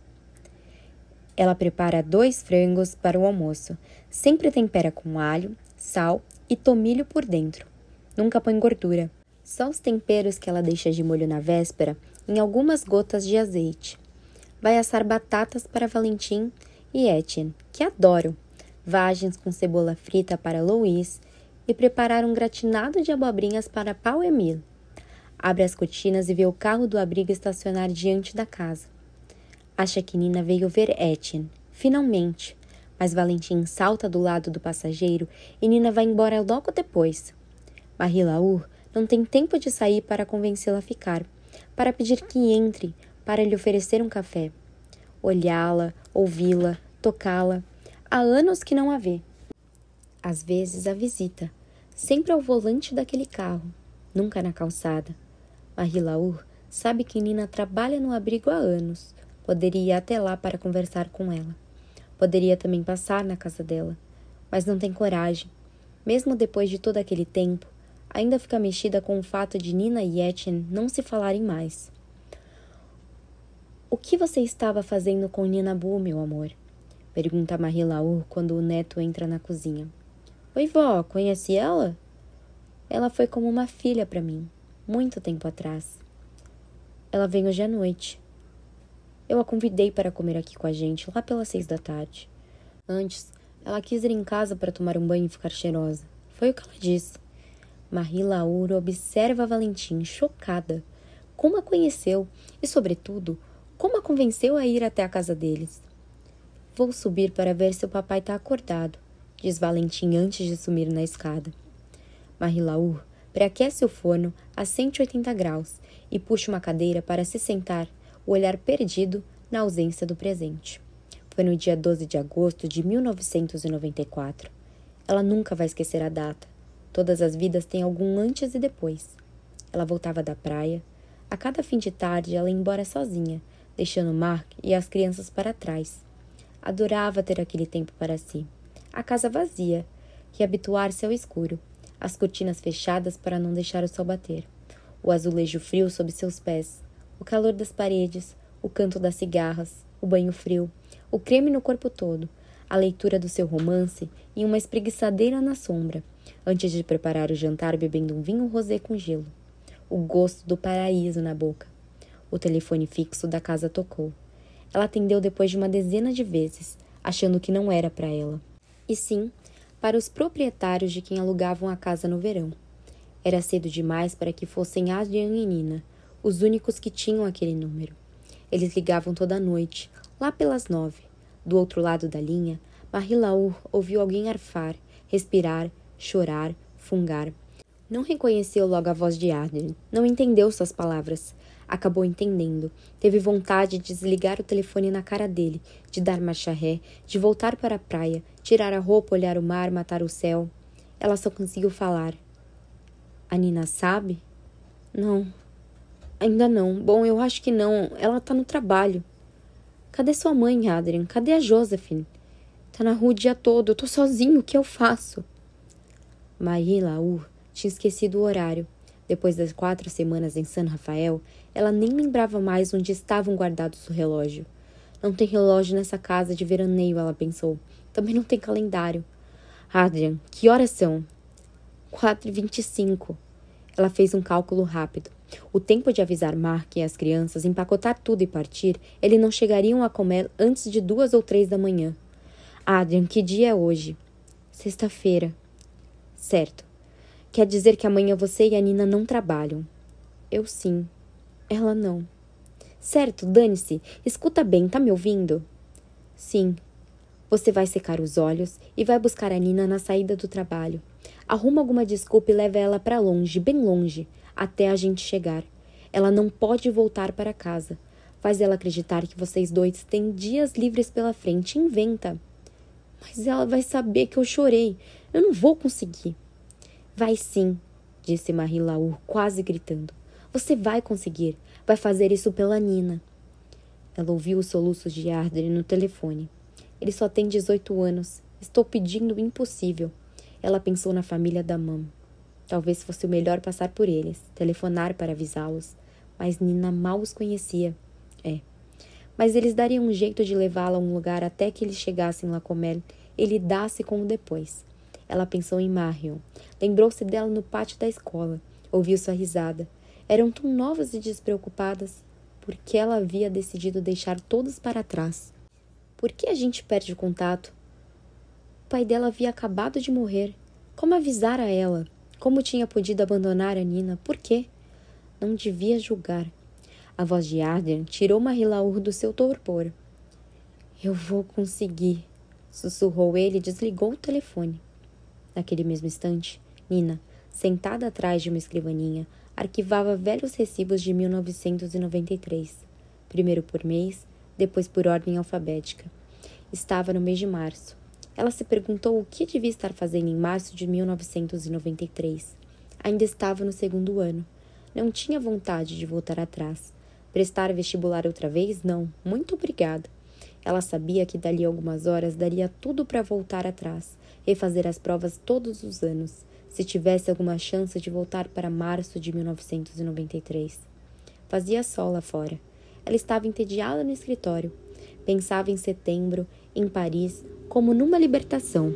Pensava naquilo como pensava no mar. Um campo de possibilidades, um infinito, uma intranquilidade. Descobrir, desenhar, cantar, compor, conhecer, encontrar Etienne e Adrian todas as noites, os três vivendo juntos, em breve. Fazia 6 dias que ela saía com Emmanuel Daman, que ele esperava por ela depois do trabalho. Eles jantavam na casa dele. Nina nunca tinha visto aquilo. Uma refeição para 2 aguardando na mesa da cozinha. Bastava esquentar. Como nos restaurantes, com várias entradas, 2 pratos diferentes e uma sobremesa. Então era assim que viviam os ricos. Não faziam compras, não passavam aspirador, não lavavam a roupa. Havia alguém responsável por todas as tarefas de casa para Emmanuel, até arrumar a cama. Ele vivia na propriedade dos pais, numa casa isolada e independente. Na véspera, tinha ido passar alguns dias com os amigos em Saint-Tropez. Telefonou para ela 1 hora antes, rindo, para saber se estava tudo bem no trabalho. Tinha dito, estou com saudades, e ela havia respondido, eu também. Ela não conseguia acreditar que agradava aquele rapaz de boa família. Ela, que se via como uma garota de família ruim por causa da mãe, a puta. Sempre tinha a sensação de ser como um cão abandonado que um cara legal acabara brigando. No sábado do Clube 4, a noite em que Daru supostamente tocaria lá, Emmanuel a fizera beber. Os 2 haviam ficado no bar, colados um ao outro. Nina tinha esquecido Adrian na pista de dança. Tinha esquecido tudo. Era como se ela fosse outra pessoa. Uma menina cuja vida havia pegado emprestada só para ser feliz um pouco. Emmanuel a beijara, sua língua contra a dela. Uma promessa e tanto. Não sabia que existiam beijos como os de Emmanuel. Aquele rapaz era de uma sensualidade inegável.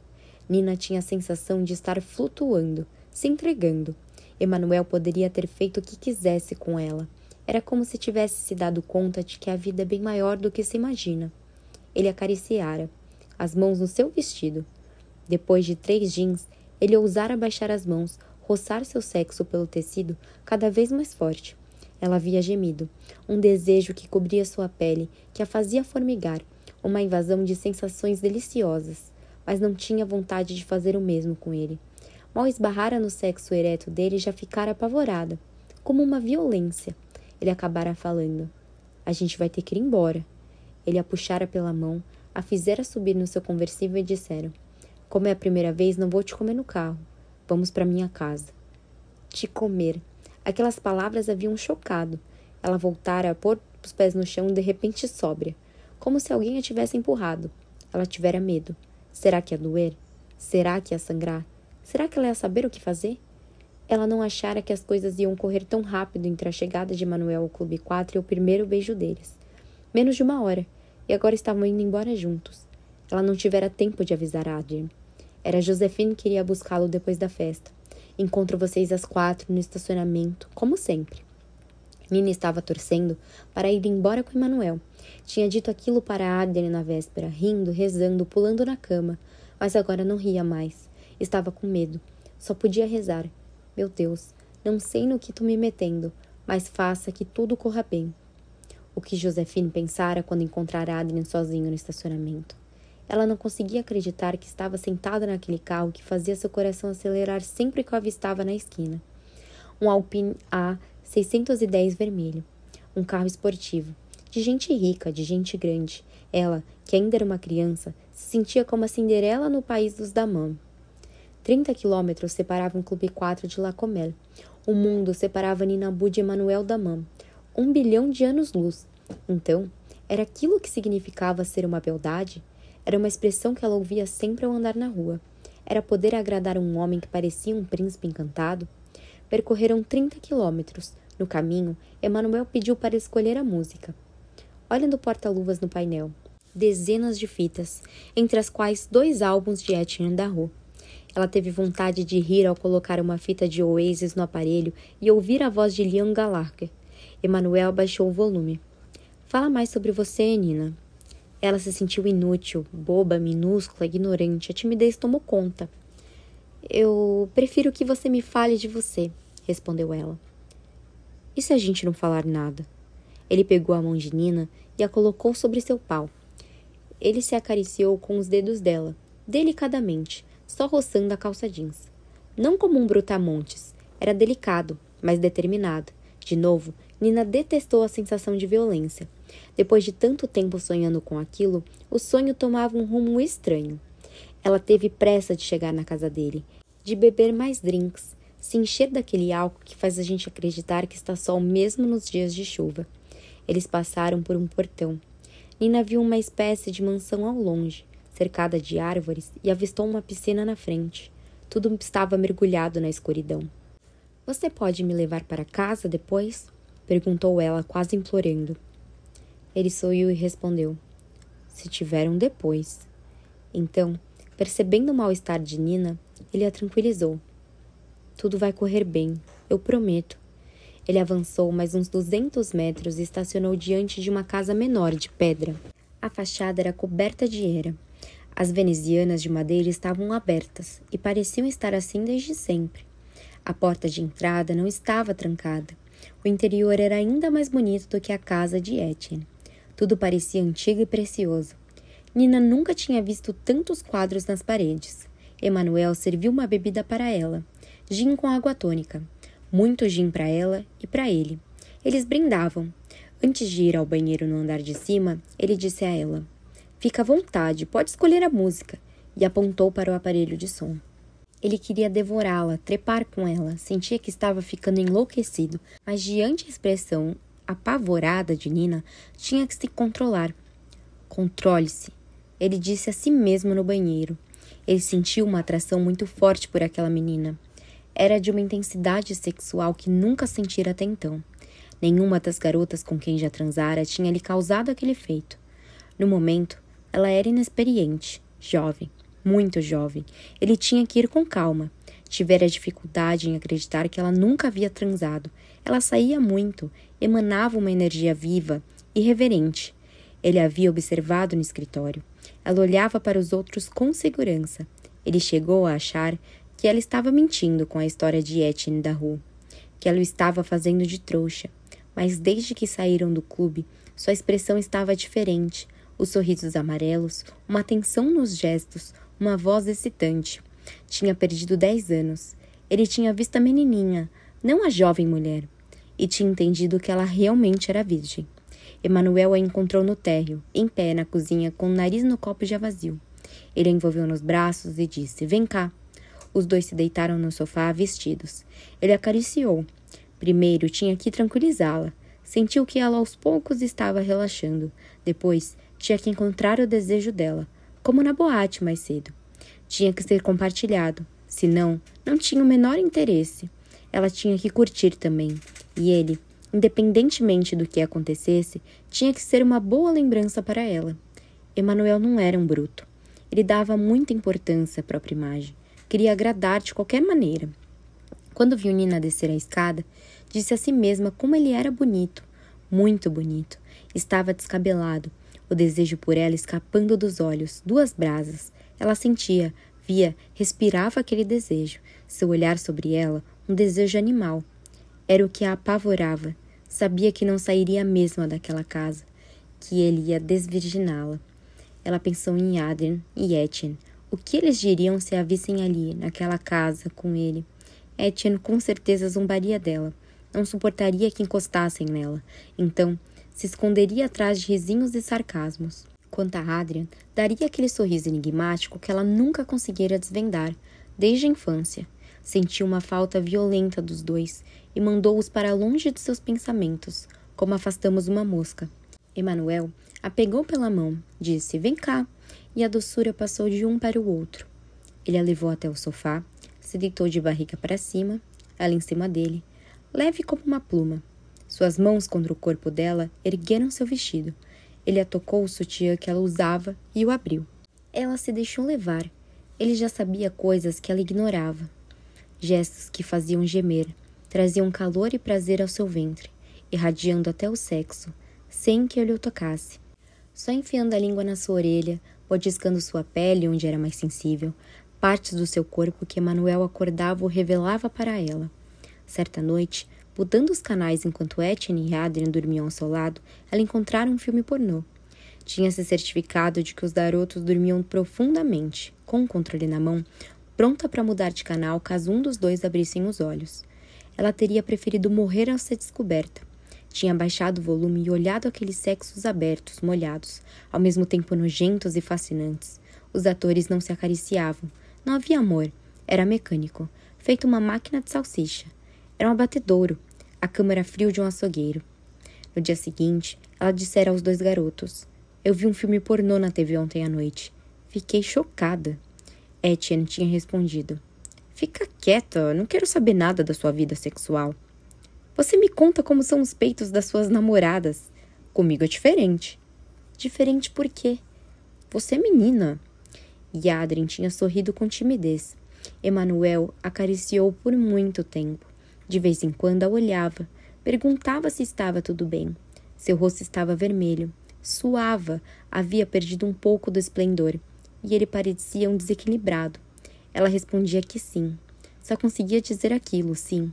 Ele se levantou para apagar a luz. Fazia aquilo por ela. Ele não dava a mínima. Deitou-se novamente, tirou seu vestido e seu sutiã, com um gesto seguro. Então tirou as próprias roupas, libertou seu cheiro, uma mistura de perfume e suor. Eles se viram nus, um contra o outro. Ela o achou pesado. Ele desceu, lambeu seu sexo. Para Nina, era uma mistura de alegria e tristeza ficar exposta daquele jeito à língua de um desconhecido. Seus dedos lá dentro como se a vasculhasse. Desejo e repulsa de mãos dadas, prazer e nojo, um dentro do outro. Ele subiu outra vez, rosto com rosto. Sua boca cheirava a sexo úmido. Ela teve vontade de sair correndo, de voltar a ser uma criança de 7 anos, de ser mais baixa do que a cerca de madeira, branca da casa do avô. Ele abriu suas pernas, entrou nela sem forçar. Ela sentiu dor, parou de respirar, enquanto ele fazia idas e vindas no seu corpo, respirando com força. Ele fechou os punhos, tensionou o corpo e soltou. "Que tesão por você." E acabou. Ele parou de se mexer, respirando no pescoço dela. Tirou a camisinha com a ponta dos dedos. Sussurrou no ouvido dela que eles iam recomeçar, demorar bastante. Então é isso que faz o mundo girar e as canções existirem. Eu tenho que reescrever as letras, pensou Nina. Adrien revia a cena em sua mente sem parar. Estava enchendo o tanque de gasolina da dona de um Renault 5 branco com o número 69 na placa quando o caminhão dos bombeiros passou diante do posto, as sirenes aos berros. Ele não prestara atenção. Tinha pressa de terminar, os olhos fixos nos números que mudavam na tela, para voltar à barraca e terminar de ler um romance que estava adorando. O caminhão parara a 300 metros dali, sem desligar as sirenes. Adrien tinha visto por reflexo. Percebeu uma aglomeração se formando. Espectadores correndo. A dona do Renault tinha dito: "Acabei de passar na frente. Um horror. Alguém me disse que é um carteiro que foi atropelado." Adrien entendera imediatamente que se tratava de Pierre. Conhecia sua rota, as ruas pela qual passava, de qual bairro ele cuidava em Lacomé. Adrien tinha jantado na casa dos Bu na noite anterior, porque Manuel tinha ido para Saint-Tropez. Desde que tinha transado com ele, Nina não largava mais. Ela nem mencionava o assunto nos telefonemas para Etienne de noite. Adrien tinha perguntado: "E aí, como foi? Você ama ele?" Mas Nina fora evasiva, até soltar essa frase peculiar. "Não é lá essas coisas." Adrien achara aquilo tão inesperado que tivera uma crise de riso. Nina fez igual, e não acrescentou em mais nada. Enquanto os três jantavam no jardim, Pierre reclamara da dor nos músculos, sorrindo. Não sou mais um rapaz. Adrien largou a mangueira. Os números haviam parado. Ele deixou o tanque aberto e saiu correndo na direção das sirenes. Aqueles 300 metros lhe pareciam intermináveis. Como nos pesadelos em que corremos sem sair do lugar, ou tentamos gritar, mas não sai som algum. Ele acabou vendo o homem estirado no chão, as pernas inertes, o sangue em poças, fragmentos vermelhos. Adrien pensou: o que vai acontecer com Nina? O caminhão não sofrera dano algum, não ficara nenhuma marca na tinta, como se o motorista tivesse simplesmente parado na rua para fazer compras. O motorista estava ali, pálido, abatido, ileso, repetindo: eu não vi ele, eu não vi ele. Uma das rodas da bicicleta de Pierre estava visível debaixo do caminhão, como se o veículo tivesse engolido a bicicleta e cuspido o que não queria. A parte superior do corpo de Pierre estava oculta por um cobertor, assim como seu rosto, como nos filmes, logo depois que as vítimas são assassinadas. Adrien tinha visto uma bolsa abandonada em um banco, um pouco afastada. O que estava fazendo ali? Ela também tinha sido atingida, esmagada. Ele a pegou sem pensar e entrou numa cabine telefônica. Na casa dele, o telefone chamou sem resposta, e ele lembrou que a mãe tinha ido passar o dia em Lyon. Se sentiu só no mundo. Ergueu a cabeça, viu os bombeiros levarem o corpo de Pierre numa maca. Vasculhou seus bolsos e encontrou um pedaço de papel em que Nina havia anotado o número de telefone da locação dos Brieux. E Marie Laure finalmente atendeu. Depois de ligar, Adrien começou a correr feito um louco. Voltou até a barraca, pegou 2.000 francos no caixa. Era uma loucura. Ele precisava daquele trabalho para ir a Paris. Se mudar, comer. Ia perder tudo, mas só agiu por instinto naquele momento. Sua razão foi embora, junto com Pierre Bou na maca. Ele tinha que levar Nina para longe, muito longe dali, até que os Brieux voltassem de São Rafael. Tinha que ser rápido, muito rápido, antes que alguém contasse para Nina. Ele entrou no prédio da Damame sem se apresentar, vermelho feito uma papoula. Na recepção, uma mulher gorda de cabelo branco e óculos de armação preta o olhou, chocada. Conhecia aquele rapaz de vista, lembrou que era amiga de Nina Bou, talvez até seu namorado. Os jovens não tinham mais noção. Saíam entrando na empresa em pleno horário comercial. Preciso ver a Nina. Olá. Ela está trabalhando, respondeu a mulher. Preciso levar ela para longe. Como? Ela sabe. A mulher o olhou como se ele estivesse possuído ou drogado. Naquele mesmo instante, a polícia telefonou para avisar a mulher dos óculos de armação preta que o motorista da empresa acabava de atropelar um homem na praça de Gaulle. Um acidente mortal. O Sr. Damame tinha que ir lá urgentemente. Ainda não tinham determinado nem a causa nem o responsável pelo acidente. Enquanto isso, Adrien empurrava todas as portas, escritório, salas de impressão, depósito. Ele escondeu a bolsa do carteiro no alto de uma estante, atrás de uma das caixas, para que Nina não a encontrasse. Adrien acabou achando Nina sentada atrás de uma escrivaninha. Quando ele a viu, ela o interrogou com um olhar sem dizer uma palavra. Adrien respondeu da mesma forma, como fazia sempre. Hoje é sexta-feira. Nós somos jovens. Daqui a um mês vamos embora, Nina. Vamos para Paris. Antes, eu quero fazer uma loucura. Temos um fim de semana. Eu te levo para onde você quiser agora. Avisei para o seu vô. Ele sabe que você está comigo. Disse que tudo bem. Ele até riu. Vem, vamos embora. Ela sorriu. Naquele instante, por causa daquele sorriso, Adrien beliscou a parte interna do próprio braço com força para não desabar. Era sua irmã, sua pessoa preferida, quem ele mais amava no mundo. Foi naquele instante, naquela sala cinza, com vista apenas para as paredes, que ele soube de maneira definitiva. Nina ia sofrer, e era insuportável. Até lá, ele ia presenteá-la com seus 2 últimos dias de despreocupação, seus 2 últimos dias de infância. Ela tinha tempo para descobrir a verdade, para virar adulta do dia para a noite, para não passar de novo pela recepção. Adrien abriu a janela atrás dela, passou uma perna por dentro e disse: Vem comigo. Mas eu não acabei de trabalhar. Dane-se, você está transando com o patrão. Seu bobo. Ela vestiu um casaco e pegou a bolsa. Os dois passaram por ruas estreitas para chegar na estação de trem sem cruzar com ninguém. Foram até Mâcon, no trem regional expresso das 5h10. Em Mâcon, Nina escolheu Marselha no quadro de avisos. Adrien comprou 2 passagens com dinheiro roubado. Que dinheiro todo é esse? O meu pai me deu uma recompensa pelas minhas notas, então vamos aproveitar. Às 11 da noite, eles chegaram na estação St. Charles. Adrien telefonou para a mãe de uma cabine telefônica enquanto Nina comprava 2 sanduíches de chocolate com banana. Josephine ficara sabendo a respeito de Pierre Boulle, como todo mundo estava morrendo de preocupação. Emmanuel Daman estava procurando Nina por toda parte. O gerente do posto de gasolina telefonara para Josephine, furioso, querendo prestar queixa contra Adrien. Josephine devolvera a quantia roubada para ele para que não se tocasse mais no assunto e explicara a situação com o voo de Nina. Adrien pediu que a mãe passasse na casa dos Boulle para cuidar de Paola e dos gatos. A porta fica sempre aberta, mas, caso precise, tem uma chave debaixo do vaso vermelho grande, do lado do capacho. Os 2 voltariam no domingo.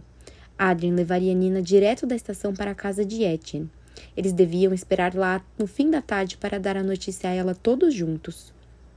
Ele já tinha desligado quando Josephine perguntou: "Onde vocês estão?" Adrien comprou passagens de volta para domingo, então os 2 pegaram um ônibus que iam até o mar.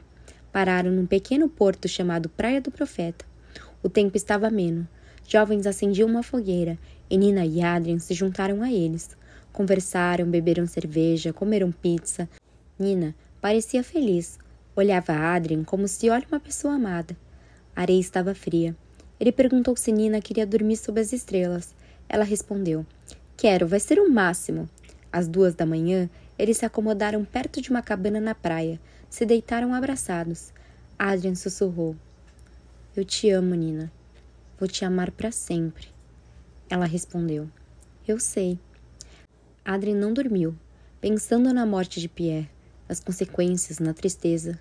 Como a vida podia seguir caminhos tão radicais? Nina foi acordada pela luz do sol.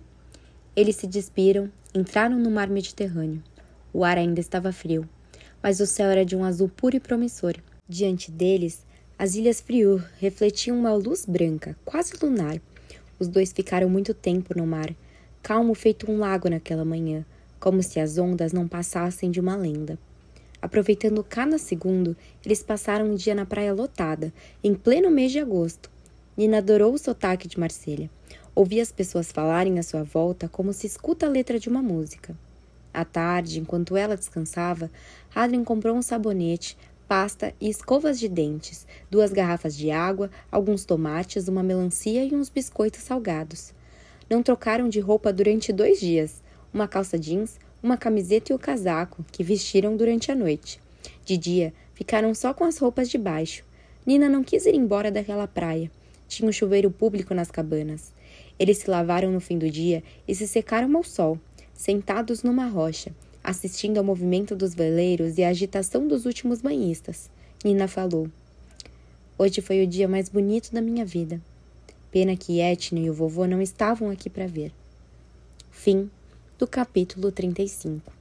Se você está gostando da obra, não se esqueça de se inscrever ao canal e ativar as notificações para não perder os próximos capítulos. Beijos!